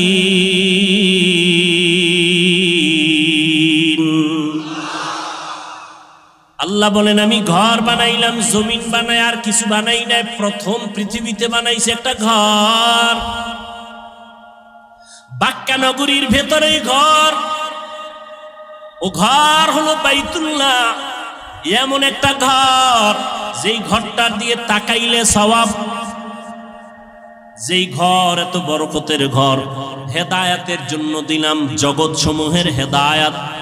এটা এমন একটা ঘর, নবী বলেন তুমি জিকির করো না, তেলাওয়াত করো না, নামাজ পড়ো না, তাওয়াফ করো না, শুধু আল্লাহর ঘরটার দিকে যদি তাকাইয়া বসে বসে শুধু তাকায়া থাকো, অনবরত আমল নামায় সওয়াব লেখা হবে।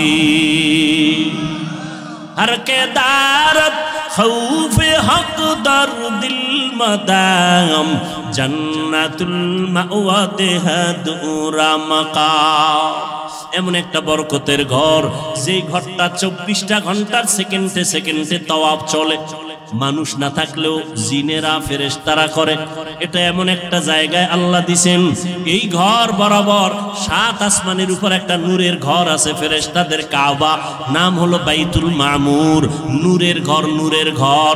70,000 ফেরেশতা মুহূর্তে মুহূর্তে 7 আসমানের বাইতুল মামুর তাওয়াফ করে। একবার যারা সুযোগ পায়, কিয়ামতের আগে আর তাদের সুযোগ হবে না। ওই বরাবর আল্লাহ বাইতুল্লাহ জমিনে বানাইলেন, ফেরেশতারা বাইতুল মামুর তাওয়াফ করে।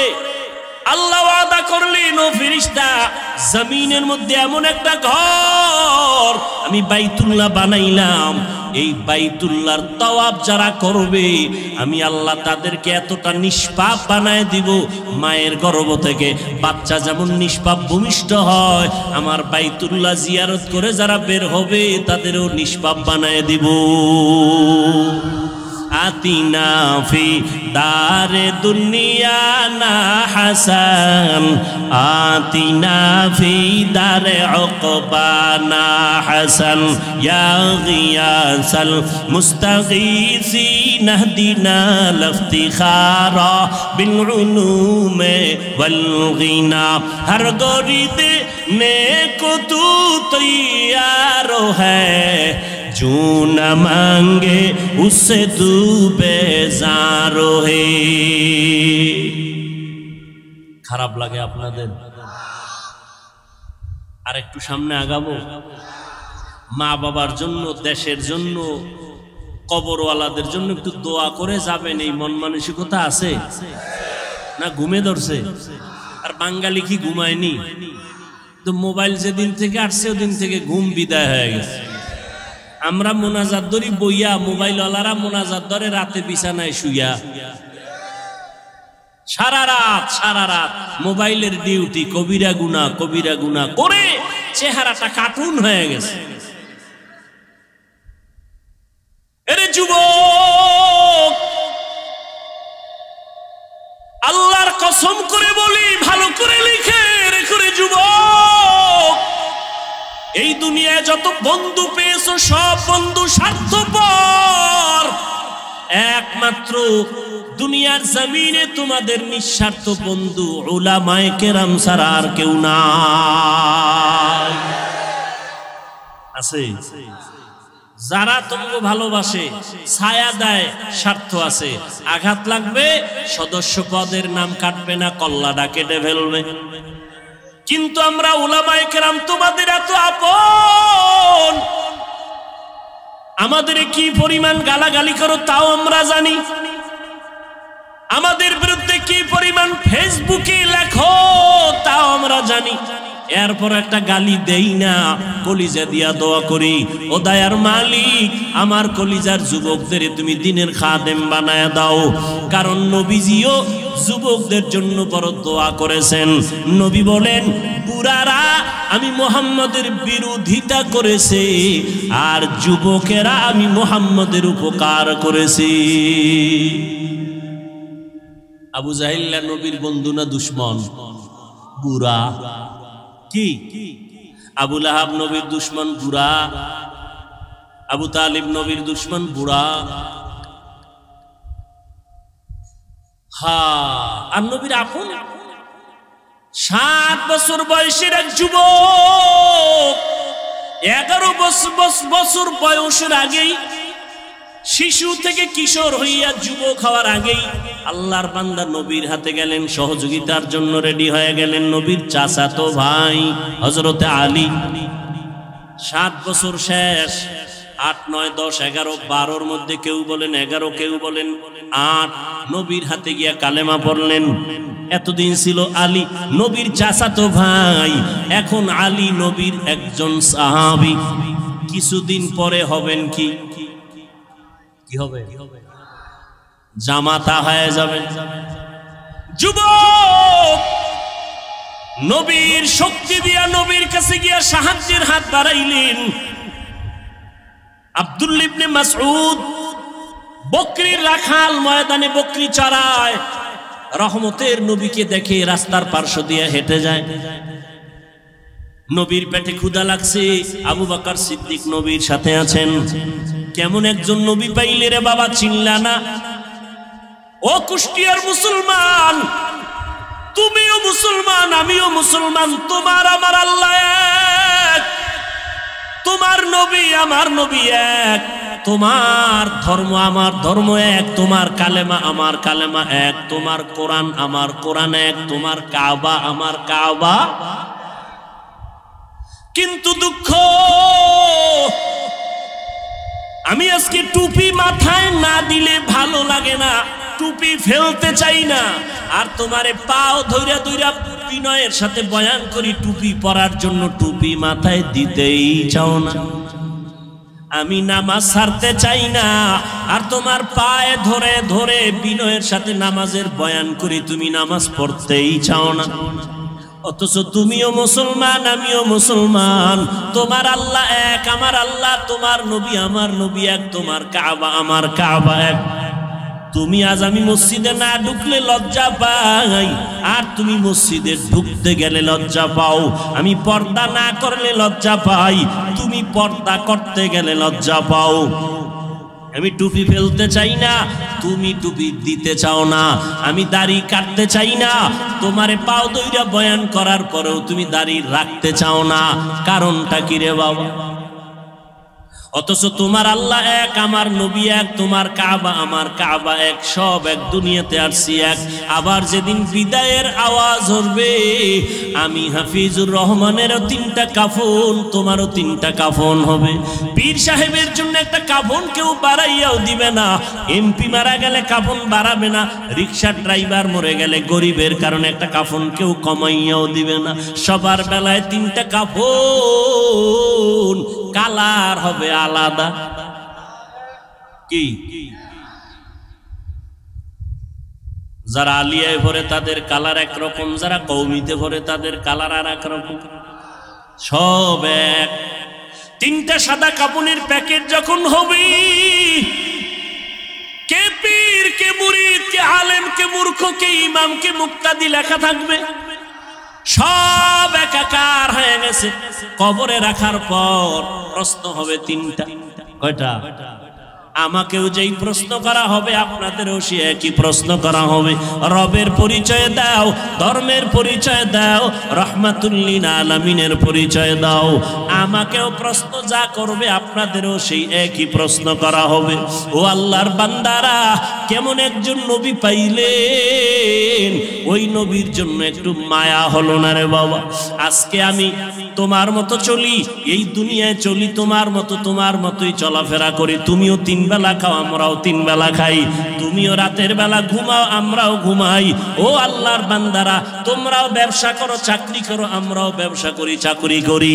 ও আল্লাহর বান্দারা, তোমরাও রাস্তাঘাটে চলো, আমরাও রাস্তাঘাটে চলি। তোমরাও বিদেশ সফর করো, আমরাও করি।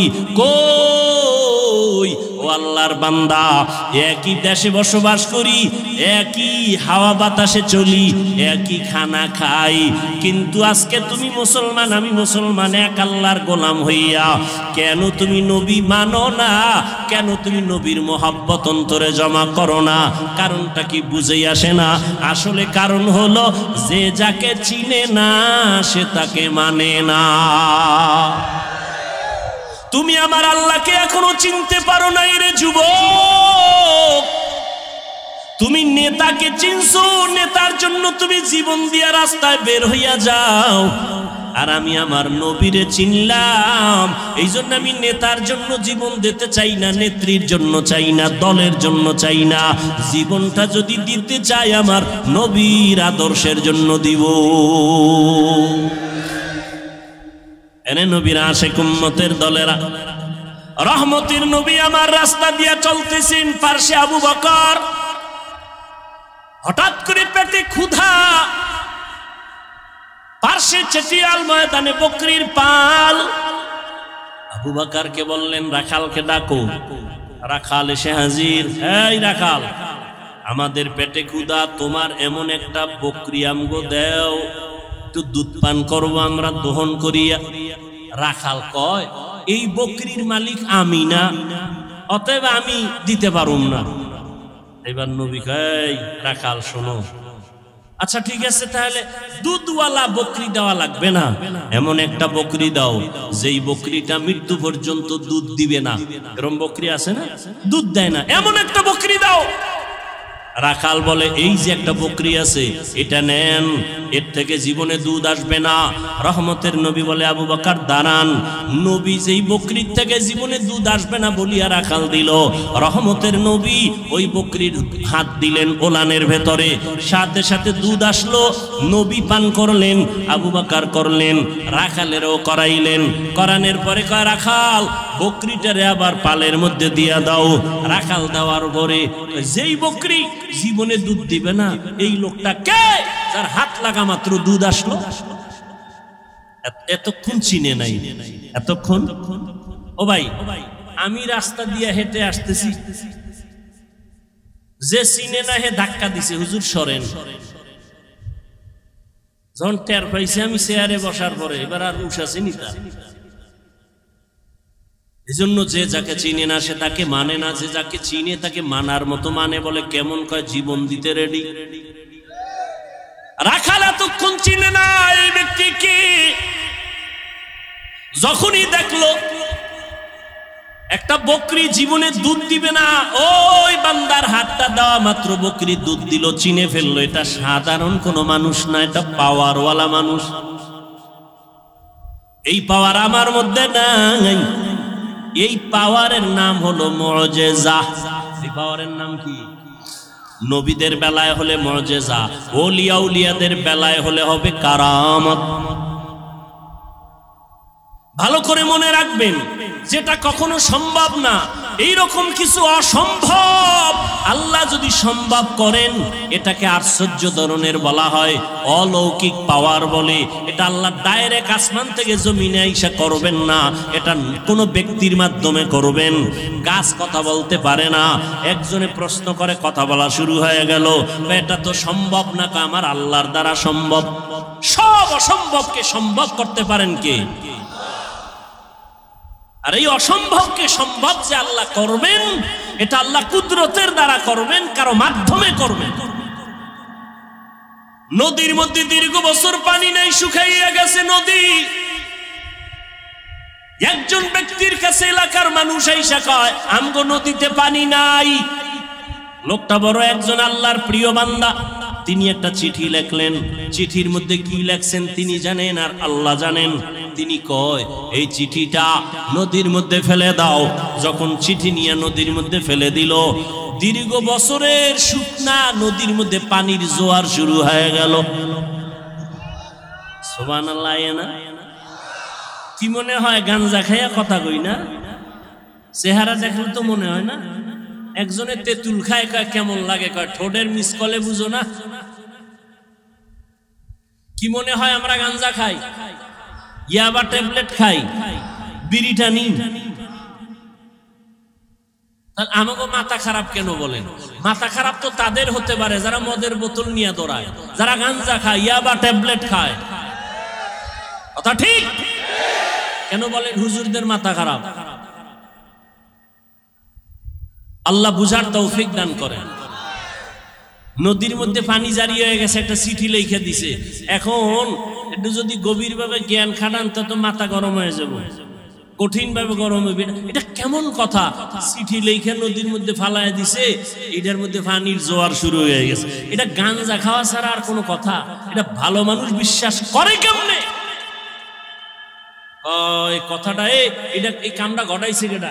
একজনে কানে কানে কয় এটা তাবলিগ ওয়ালারা ঘটাইছে। যদি কয় তাবলিগ, তো বিনা দলিলে কাফের। না না তাবলিগ না, কারা কয় সরমনায়, কত ডবল কাফের। কারা ঘটাইছে? কেন সরমনায় না।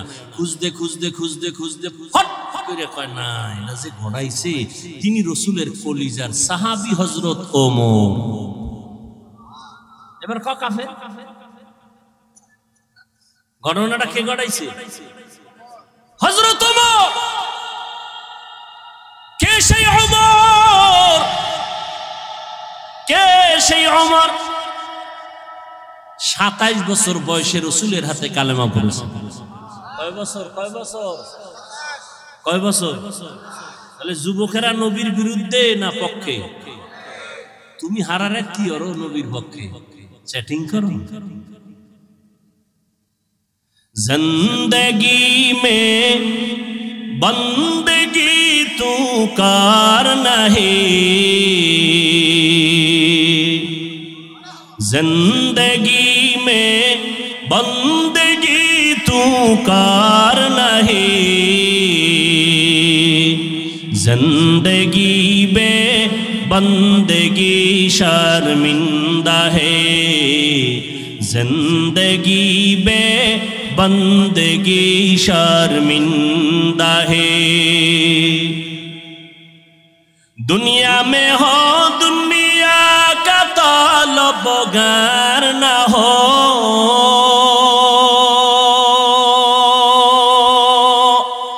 बाजार से गुजर हो खरीदार न हो, दुनिया में हो दुनिया का तलबगार न हो, बाजार से गुजर हो खरीदार न हो।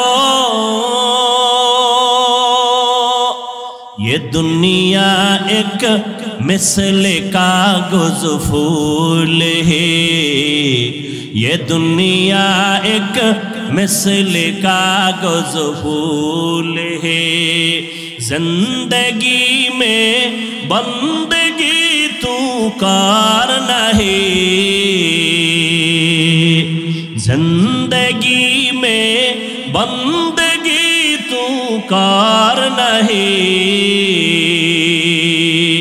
जिंदगी में बंदगी शर्मिंदा है, जिंदगी में बंदगी शर्मिंदा है, जिंदगी में बंदगी कुन बंदगी, जिंदगी में बंदगी शर्मिंदगी।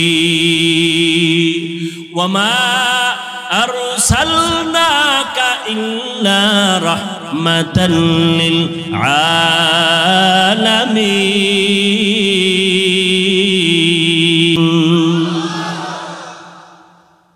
রাখাল যখন দেখলো যেই বকরি কখনো দুধ দিবে না, হঠাৎ করে দুধ চলে আসছে, এই বান্দা সাধারণ না, এই বান্দা বড় দামি। পাশের লোকটা দাঁড়ানো কে দেখছেন নি? খবর নাই। কে? আবু বকর সিদ্দিককে জিজ্ঞাসা করলেন কে? ইনি হলেন রহমাতুল লিল আলামিন, আব্দুল্লাহর পোলা মুহাম্মদ। নাম শুনছি। তিনি কি? বলে হ্যাঁ। তাই তো এই অলৌকিক ঘটনা প্রকাশ পেল। এবার মাথা নত করে বলে পয়গম্বর, আমাকে আপনি তাড়াতাড়ি কালেমা পড়ে দেন। এই রাখাল আর কেউ না, কলিজার সাহাবী আব্দুল্লাহ ইবনে মাসউদ রাদিয়াল্লাহু তাআলা আনহু।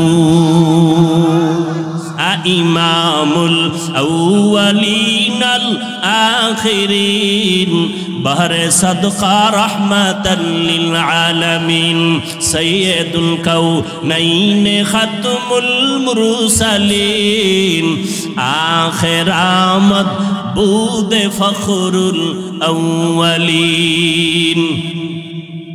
এরে আল্লাহর বান্দা ভালো করে বুঝো,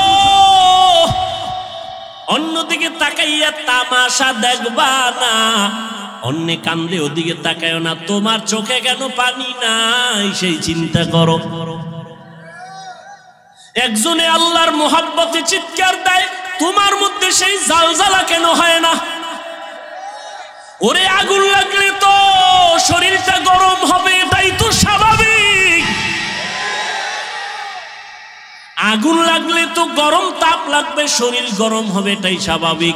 আগুনের পাশে বসছো, তোমার ভাইয়ের শরীর গরম হয়, তোমার শরীর কেন গরম হয় না? কারণটা কি? তোমার ব্যাটারিতে চার্জ নাই, তোমার ঈমান দুর্বল, তোমার আমল দুর্বল। মাওলার কাছে কান্না করো, হে মালিক আজকে মানুষ হইলাম, পরিচয় দেই আমি মানুষ, কিন্তু এখনো মানুষ হতে পারি নাই। আব্দুল্লাহ ইবনে মাসউদ নবীর মুজিজা দেখে কালেমা পড়লেন। ওমরের মতো বান্দা নবীর কল্লা কাটতে আসিয়া 27 বছরের নবীর হাতে কালেমা বললেন। ও নবীর আশেকের দল, আজকে তাবলীগওয়ালারা বয়ান করে, পীর সাহেবরা বয়ান করে, জুমার দিন খতিব সাহেবরা বয়ান করে।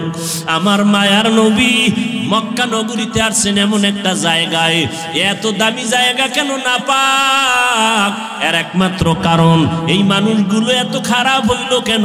যেই জমিন এত নবী আসলো, এত দামি ঘর হইল, এই মানুষগুলো অন্য জায়গা থেকে একটু ভালো হওয়ার কথা, এরা খারাপ কেন? এর যতটা জবাব আছে এর মধ্যে শ্রেষ্ঠ জবাব হলো এরা আল্লাহর নবী আসার আগ পর্যন্ত এরা মুরব্বি হারা ছিল, এই জন্য দিক বেদিক হয়ে গেছে। ঈসা নবী চলে গেলেন, মাঝখানে কোনো নবী নাই, কোনো মুরব্বি নাই। যারাও ছিল নবীর স্থলাভিষিক্ত, এরা দুনিয়ার লোভে পইরা ডান বাম হয়ে গেছে। হালালটারে হারাম কয়, হারামটাকে হালাল বলে। রোহবান এই সমস্ত ইহুদি আর খ্রিস্টানদের যারা নামদারি আলেম ছিল, এরা টাকা খাইয়া দুনিয়ার লোভে বিধানটাকে ডান বাম করে দিল। মানুষগুলো মূর্তি পূজায় লিপ্ত হয়ে গেল। যেই বাইতুল্লাহ এত দামি ঘর, ওই বাইতুল্লাহর ভেতরে 360টা মূর্তি ভেতরে টানানো। কয়টা? 360টা মূর্তি। এই খেয়াল করো ভালো করে, নবী আইসা নামাজ যখন শুরু করছে, বাইতুল্লাহর পাশে নামাজ পড়ছে, মূর্তি ছিল না? মক্কা বিজয়ের আগে তো মূর্তি নামায় নাই। মূর্তি ভেতরে 360টা মূর্তি। মায়ার নবী আল্লাহর মুহাব্বত নিয়ে নামাজ পড়তেছেন। প্রথম কিবলা বাইতুল মুকাদ্দাসের দিকে ফিরিয়া মদিনায় যাইয়াও আমার নবী ওই 16 মাস দীর্ঘ বছর পর্যন্ত বাইতুল মাকদিসে নামাজ পড়ছেন, কিন্তু নবীর দিলের তামান্না বাইতুল্লাহর দিকে ফিরিয়া নামাজ পড়বেন। মদিনার থেকে দক্ষিণ দিকে হলো বাইতুল্লাহ, ওদিকে ফিরিয়া কখন পড়বেন? নবীর মনে চায়। এত বছর নবী বাইতুল্লাহর দিকে ফিরতে পারে না, কিন্তু দিল কাঁদে বাইতুল্লাহর দিকে ফিরবে। নবী নামাজে দাঁড়াইলেন, রুকুর হালাতে জিব্রাইল আমিন আইসা কয়, নবী এবার আপনি বাইতুল মাকদিস থেকে ফিরিয়া বাইতুল্লাহর দিকে হয়ে যান। জিব্রাইল ঘুরাইয়া দিল। নামাজ 4 রাকাতের মাঝখানে 2 রাকাতে ওই মসজিদকে মসজিদে কিবলাতাইন বলে, মদিনাতুল মুনাওয়ারার পাশে। ও নবীর আশিকের দল, এই মক্কার মানুষ খারাপ হওয়ার প্রধান কারণ এরা মুরব্বি পায় নাই। আল্লাহর কসম একবার, আল্লাহর কসম 2 বার, আল্লাহর কসম 3 বার, ওয়াল্লাহি বিল্লাহি তাল্লাহি, যতদিন পর্যন্ত এই জাতি মুরব্বি মানবে না, ততদিন পর্যন্ত এই জাতির কপালে শান্তি আসবে না। বর্তমান দুনিয়ায় এই উম্মতের মুরব্বি একমাত্র উলামায়ে আহলে হক। এদের বিরুদ্ধে যদি যায়, এদের পতন হবে মরার আগে, সেদিন বেশি দূরে না। আর যদি আলেমদের মানিয়া চলে, আল্লাহ পাক শান্তির দরওয়াজা খুলে দিবে। মক্কার মানুষ এত খারাপ কেন? এরা মুরব্বি নাই, মুরব্বি মানে না, মুরব্বিদের উল্টা পাল্টা করে ফেলছে। এই জন্য আল্লাহর মুহাব্বত এখান থেকে শিক্ষা নাও। নবী আসলেন, মুরব্বী উম্মত পেয়ে গেল। নবী এখন মুরব্বী হইয়া উম্মতের ডাক্তার, চিকিৎসা করতেছেন। উম্মতের সুন্দর চিকিৎসা করার জন্য প্রধান কারণ হলো, প্রথম কাজ হলো সুন্দর ব্যবহার। নবী এমন সুন্দর ব্যবহার দিয়েছেন, মক্কার মানুষ নবীর আশেক হয়ে গেল। দুশ্মনেরাও যদি গালি দেয় কিন্তু পেছন থেকে নবীরে মোহাব্বত করে। যেই মুহাম্মদ এত সুন্দর ব্যবহার, 63 বছর হায়াতে আমার নবী একটা মিথ্যা কথা জীবনে বলেন নাই। কেমন একজন নবী পেয়েছো যেই নবীর জীবনে কোনো মিথ্যা কথা নাই? এমন একজন নেতা পাইবানি যে মিছা কয় না? আছে? মোবাইলটা ঘরের মধ্যে কানে লাগায় ঘরে থাইকা ওকে আমি জমি নেই নাই, আছে না নাই? বর্তমান মিথ্যার ফ্যাক্টরি হলো মোবাইল। আল্লাহ মিথ্যা থেকে হেফাজত করেন। এমন মায়ার নবী আমার জীবনে একটা মিথ্যা কথা বলেন নাই। কেমন নবী আমার, যেই নবী কোনোদিন কাউকে একটা গালি পর্যন্ত দেন নাই। নবীর সামনে দাঁড়াইয়া কত দুশ্মন অকথ্য ভাষায় গালাগালি করে, আমার নবী গালি দিবেন দূরের কথা, কোনো গালির জবাব দেন নাই। ও কুষ্টিয়ার মুসলমান, আল্লাহর মুহাব্বত অন্তরে জমা করে নাও। শিক্ষিত এলাকার মানুষ আপনারা, কুষ্টিয়ার বিশ্ববিদ্যালয় থেকে লেখাপড়া করে কত আলেম বের হইয়া উম্মতের দাওয়াত দেয়, দ্বীনে ইসলামের কাজ করে। ও কুষ্টিয়ার মুসলমান, ভালো করে বুঝো, কেমন নবীর আদর্শ পাইলা যে নবী একটা মিথ্যা কথা বলেন নাই। তুমি আমি কেন মিথ্যা বলবো ইচ্ছা করিয়া? কেমন নবী আমার আমার যেই নবী একটা গালি কাউকে দেন নাই, গালির জবাব দেন নাই। আরো আশ্চর্য কথা হলো, মায়ার নবী আমার কারো দিকে চোখ গরম করে কখনো তাকান নাই। নবী চোখ গরম করে তাকান নাই। কেমন মায়ার নবী আমার, নবীর এই উত্তম ব্যবহার দিয়া মক্কার মানুষগুলোকে এত দামি বানায় দিলেন। আল্লাহ এক পর্যায়ে জিব্রাইলের পাঠায় কয়, আমি লিস্টে দিয়া দিলাম, নবীর লিস্টি দিয়া দাও। লিস্টির মধ্যে যাদের নাম আছে, নবী যেন ঘোষণা দিয়া দেয়, লিস্টির ভিতরে যাদের নাম তারা বিনা হিসাবে জান্নাতি। ও এলাকার মুসলমানেরা, ও যুবকেরা, ও বৃদ্ধ বাবাজি, ও পর্দার আড়ালের মা বোনেরা, সারা রাত যদি নবীর ইতিহাস বয়ান করি শেষ হবে না। নবী দুনিয়াতে আসার আগে নবীর গুণগান বিধর্মীয় পর্যন্ত গাইলো, শেষ করতে পারলো না। নবী আসছে, গুণগান চলছে, শেষ হয় না। নবী চলে গেলেন ১৫০০ বছরের বেশি হলো, এখনো নবীর গুণগান শেষ হয় না। বক্তাও শেষ করতে পারে না, লেখকেরা লেখাও শেষ করতে পারে না। কিয়ামত পর্যন্ত নবীর গুণগান বক্তারা বলবে, লেখক লেখবে, শেষ হবে না। কিয়ামতের দিনও নবীর প্রশংসা চলবে। এরে নবীর উম্মতেরা, ওই নবীর আদর্শ ধারণ করো। আমি কুষ্টিয়ার শিক্ষিত মুসলমানকে জিজ্ঞাসা করব, নবীর রেখে যাওয়া সুন্দর আদর্শ ছাড়া আর কারো কাছে ভালো আদর্শ আসেনি? থাকলে একজনে দাঁড়ায় বলো, হাফিজ ভাই, আমাদের কুষ্টিয়া এলাকার ভেতরে মোহাম্মদের আদর্শ ছাড়া আরো কিছু লোক আছে, তাদের আদর্শ মোহাম্মদেরটার থেকেও ভালো। আল্লাহর কসম, যদি ভালো আদর্শ দেখাইতে পারো, আমি মোহাম্মদেরটা নিব না, আমি তারটা নিব। কিন্তু পারছে কেউ? অনেকে অপচেষ্টা করেছিল। চেষ্টা না অপচেষ্টা? ব্যর্থ চেষ্টা করেছিল। আব্রাহাম লিঙ্কন আদর্শ দিল, জাতি গ্রহণ করে না। মাও সেতুন আদর্শ দিল, জাতি গ্রহণ করে না। লেনিন আদর্শ দিল, জাতি গ্রহণ করে না। কার্ল মার্কস আদর্শ দিল, জাতি গ্রহণ করে না। বরং আওয়াজ উঠল দুনিয়ায়। কি আওয়াজ? বলে, দুনিয়াতে যত আদর্শ গান শুনলাম, এক কথায় জবাব, দুনিয়ার সব আদর্শগুলো নাপাক, একমাত্র মদিনার নবীর আদর্শই হলো পাক। ও গো নবীর উম্মতেরা হয়ে আজি দিশাহারা কোরআন হাদিসের চলো যখন যাহা চায় মনে নবী বিনে কে তরাবে পুলসিরাত মিজানে নবী বিনে কে তরাবে পুলসিরাত মিজানে। ও আল্লাহর বান্দারা, তাহলে নবীর আদর্শ থেকে দামি আর আদর্শ কারো কাছে? সবাই একমত? দ্বিতীয় প্রশ্ন, নবীজির আদর্শ যে রেখে গেলেন মানবে কারা? হিন্দু, ইহুদি, খ্রিস্টান? সবাই একটু জিহ্বা নাড়ায় আল্লাহ সাক্ষী, ফেরেশতারা লিখবে। বলো নবীর আদর্শ মানবে কারা? কোন দেশের মুসলমান?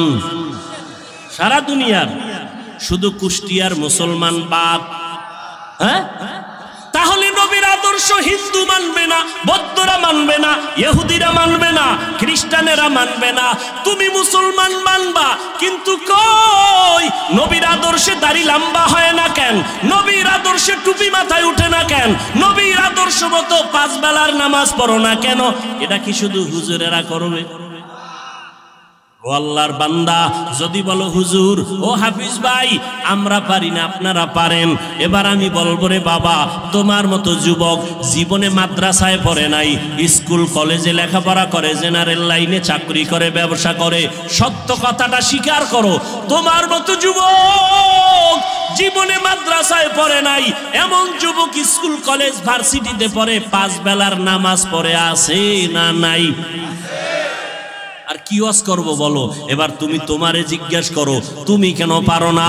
ও কুষ্টিয়ার মুসলমান, তোমার মতো যুবক সন্তান র্যাব, আর্মি, পুলিশ, বিডিআরের চাকরি করে, 5 বেলার নামাজ পড়ে আছে না নাই?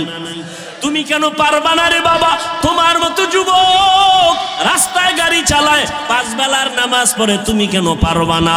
বালিশে মাথা লাগায় একটু প্রশ্ন করো, তুমি কেন পারবা না রে বাবা? নদীর মধ্যে মাছ ধরে, নামাজ ছাড়ে না, তুমি কেন পারো না? তোমার আমার মতো কত যুবক তাকায় দেখো ময়দানে কৃষি কাজ করে, নামাজ পড়ে, তুমি কেন পারবা না? আসলে কি ওলামায়ে কেরামের কথা মিথ্যা মনে করছো?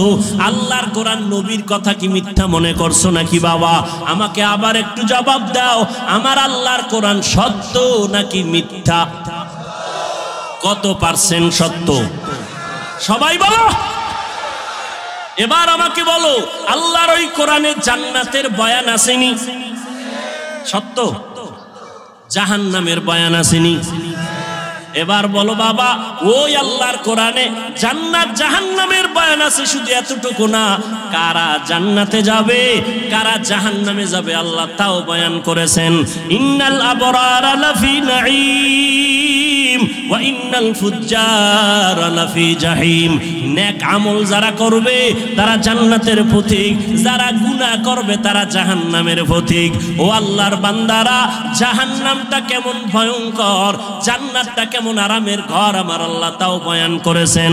জান্নাতিন তাজরি মিন তাহতিহাল আনহার, এমন একটা জান্নাত আল্লাহ জান্নাত নেক আমলওয়ালাকে দিবেন, যেই জান্নাতে ঢুকলে কোনোদিন যুবকরা বুড়া হবে না, কালো থাকবে না, যেই জান্নাতে কোনো বাথরুম নাই, যেই জান্নাতে কোনো রোদের গরম, অসহ্যকর গরম নাই, যেখানে কোনো বিদ্যুতের লোডশেডিং নাই, ওই জান্নাত এমন আরামের জায়গা যেখানে শান্তি আর শান্তি আর শান্তি। আবারও জবাব দাও, এই জান্নাত পাবে কারা?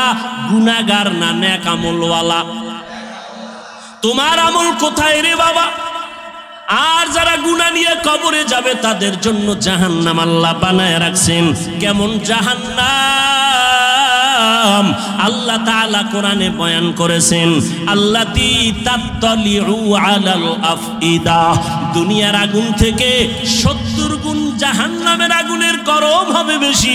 ওই জাহান্নামটা গুনাহগারের জন্য, ওই জাহান্নাম এত ভয়ঙ্কর, দুনিয়ার আগুন হাতে লাগলে হাত জ্বলে পা জ্বলে না, পায়ে লাগলে পা জ্বলে হাত জ্বলে না।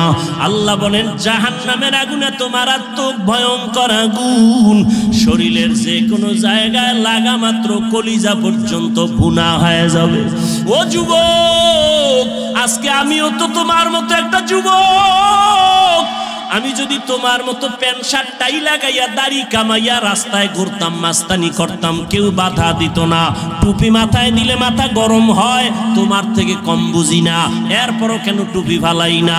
দাড়ি রাখলে যৌবনের ভাব চলে যায়, এগুলো বুঝি, এরপরও কোনো দাড়ি কাটি না। ও যুবক, বেপরদায় চললে বড় যৌবনের ভাব মিটানো যায়, এরপরও কেন বেপরদায় চলি না? ও আল্লাহর বান্দারা, নামাজ পড়তে অনেক কষ্ট, শীতের দিন ফজরের সময় নামাজ পড়াবো আরো কষ্ট, এরপরও কেন নামাজ সারি না রে বাবা? এই লম্বা জামাটা পরলে শরীর গরম লাগে, বুঝি, তারপরও কেন এই পোশাকটা ফালাই না? এর একমাত্র কারণ, আল্লাহর কোরআন পড়লাম, নবীর কথা দেখলাম, একটাও কোনো মিথ্যা নাই। অনেক বেঈমানেরা, পণ্ডিতেরা মিথ্যা প্রমাণ করার জন্য প্রচেষ্টা করছে, আজও পর্যন্ত আমার মাওলার কথা একটা ভুল বের করতে পারে নাই, পারছে?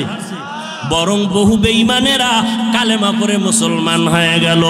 ও যুবক বাবা, চিন্তা ভাবনা করিয়া কবরের দিকে যাও, একটু চিন্তা করো রে বাবা, আমার মাওলার কোরআন সত্য।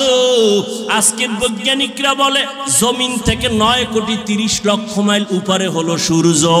এই জমিনটা যত বড়, তার থেকে 13 লক্ষ গুণ বড় সূর্য। এই সূর্যটা রাতের বেলা নাই, দিনের বেলা ছিল, এখনো কেন এত গরম লাগে, সহ্য করা যায় না? আল্লাহর কথা মিথ্যা না রে বাবা।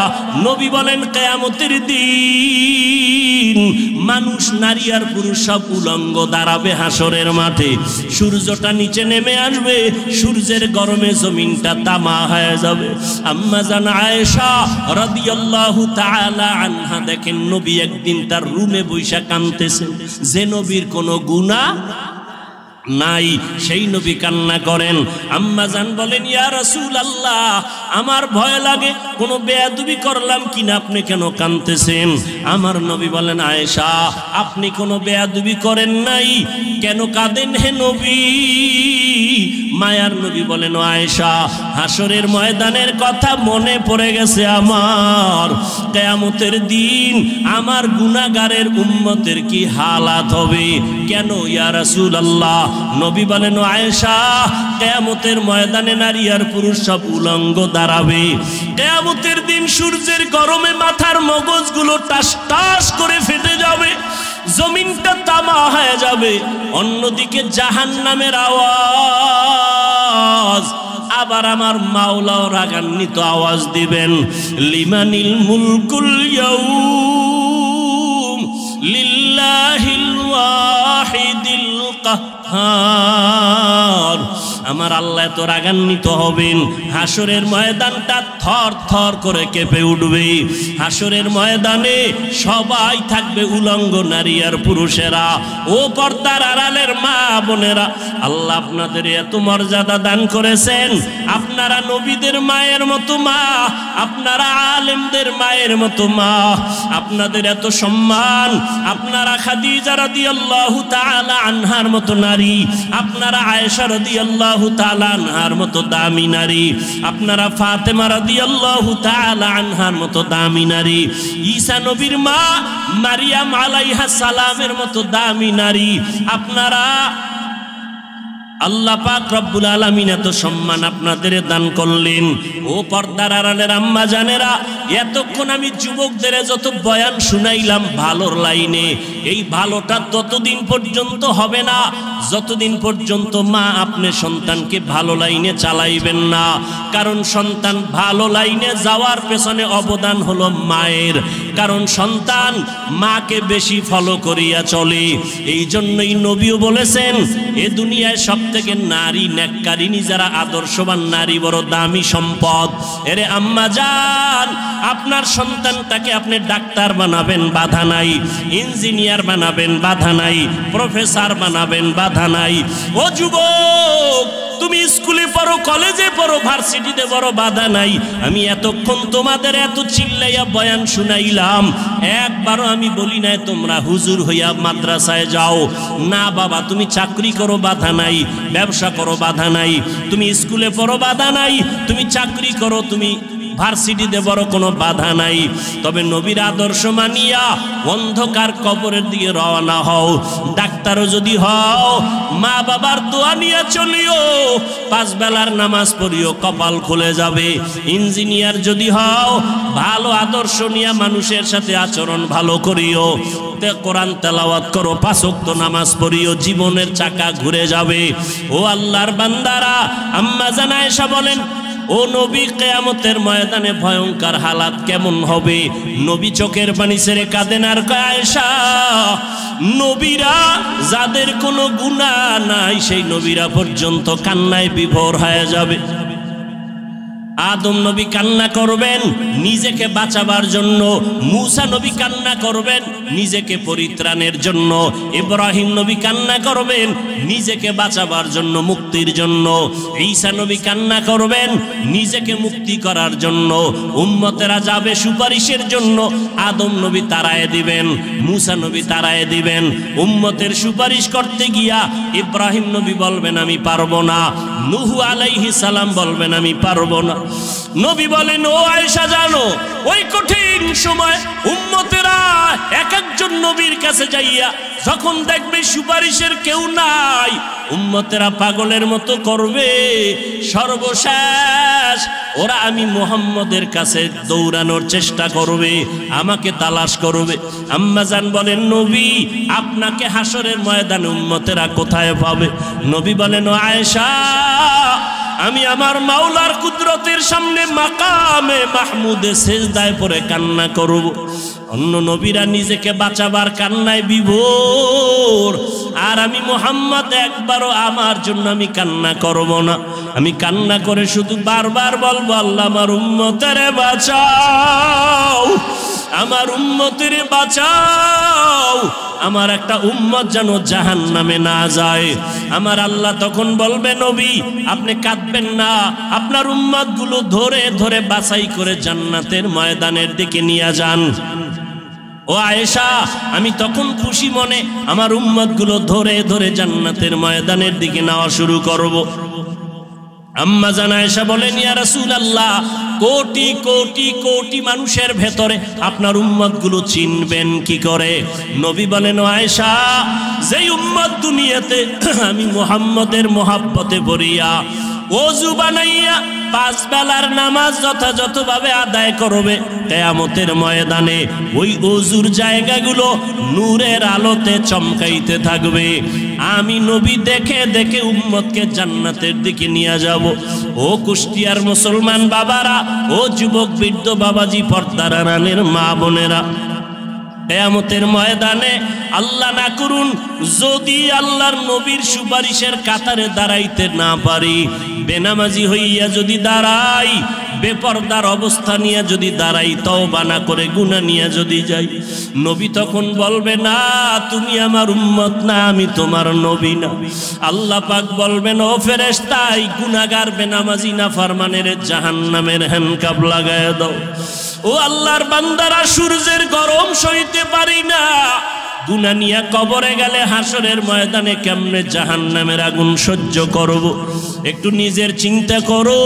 আজকে তোমার ডানে বামে, আমার ডানে বামে ভক্তবৃন্দের অভাব নাই, টাকা পয়সা বাড়ি গাড়ির অভাব নাই, মরিয়া গেলে সাদা কাফন ছাড়া কেউ নাই, অন্ধকার কবরে কেউ আমার আপন হইয়া যাবে না। অতএব এখনো সময় আছে, তওবা করে নাও, আল্লাহর মুহাব্বত নিয়ে, উলামায়ে কেরামের পরামর্শ নিয়ে 5 ওয়াক্ত নামাজ পড়ো। এখনো সময় আছে, মনে মনে আমার আল্লাহকে ডাকো আর বলো, হে মালিক, জীবনে তো নামাজ কম সারি নাই, বেপরদায় কম চলি না, আজকে থেকে তওবা করলাম। আমার মতো যুবক স্কুল কলেজে পড়িয়া, ব্যবসা করে, চাকরি করে যদি নামাজ পড়ে, আমি কেন পারবো না? আজকে থেকে নামাজ ছাড়বো না, বেপরদায় চলবো না, দাড়ি কাটবো না, মা বাবার সাথে বেয়াদবি করবো না, মুরব্বীদের সাথে বেয়াদবি করবো না, উলামায়ে কেরামের পরামর্শ নিয়া, নবীর তরিকা মানিয়া চলবো, মা বাবার দোয়া নিয়া চলবো। তওবা করার মতো যদি নিয়ত হয়, অন্তরে যদি কোনো নেফাকি আর দুর্বলতা না থাকে, খাঁটি তওবা করার নিয়ত যাদের অন্তরে আছে, দুটো হাত আমার আল্লাহকে দেখাইয়া দাও। আয় আল্লাহ, আমাদের হাতগুলো কবুল করে নেন, তওবা কবুল করে নেন। তওবার উপরে মজবুত হইয়া নবীজির আদর্শ মানিয়া উলামায়ে কেরামের পরামর্শে চলার তৌফিক দান করেন, আমিন। আলহামদুলিল্লাহি রাব্বিল আলামিন, ওয়াসসালাতু ওয়াসসালামু আলা সাইয়্যিদিল আমবিয়াই ওয়াল মুরসালিন ওয়া আলা আলিহি ওয়া আসহাবিহি আজমাইন। ইয়া আরহামার রাহিমিন, ইয়া আরহামার রাহিমিন, ইয়া আরহামার রাহিমিন। রব্বিরহামহুমা কামা রব্বায়ানি সগীরা। আল্লাহুম্মা ইন্নাকা আফুউন কারীম তুহিব্বুল আফওয়া ফা'ফু আন্না। اللهم إنا نسألك رضاك والجنة ونعوذ بك من سخطك والنار। ও দয়ার মালিক, কুদরতের নজর দিয়ে দেখেন উলামায়ে কেরাম, মুরব্বী, হাজী সাহেব, কত ব্যবসায়ী, চাকরিজীবী, কত ছাত্র ভাই, যুবক ভাই, পর্দার আড়ালের মা বোনেরা হাত তুলেছেন। আয় আল্লাহ, আমরা সবাই গুনাহগার, জাহান্নামের আসামি। তওবার নিয়তে হাত তুলেছি। জীবনে হাতের দ্বারা কত গুনাহ করেছি, চোখের দ্বারা কত গুনাহ করলাম, জবানে গুনাহ করলাম, কত নামাজ ছাড়লাম, বেপরদায় চললাম। আজকে থেকে তওবা করলাম, আর নামাজ ছাড়ব না রে আল্লাহ। আয় আল্লাহ, আর গুনাহ করব না। আয় আল্লাহ, মা বাবার সাথে বেয়াদবি করব না। উলামায়ে কেরামের পরামর্শ নিয়ে নবীর তরিকা মেনে চলব রে আল্লাহ। আমাদের তওবা কবুল করে নেন। আয় আল্লাহ, জীবনের সব গুনাহগুলো মাফ করে দেন আল্লাহ। মাহফিল কবুল করে নেন। আয়োজনকারী, সহযোগিতাকারীদের কবুল করে নেন। আয় আল্লাহ, মেহেরবানি করে আমাদের সকলের তওবা কবুল করে নেন। তওবার উপরে মজবুত হইয়া চলার মতো তৌফিক দান করেন আল্লাহ। আয় আল্লাহ, কুষ্টিয়ার জমিনের দিয়ে তাকায় দেখেন আপনার বান্দারা দীর্ঘ টাইম খোলা আকাশের নিচে বসে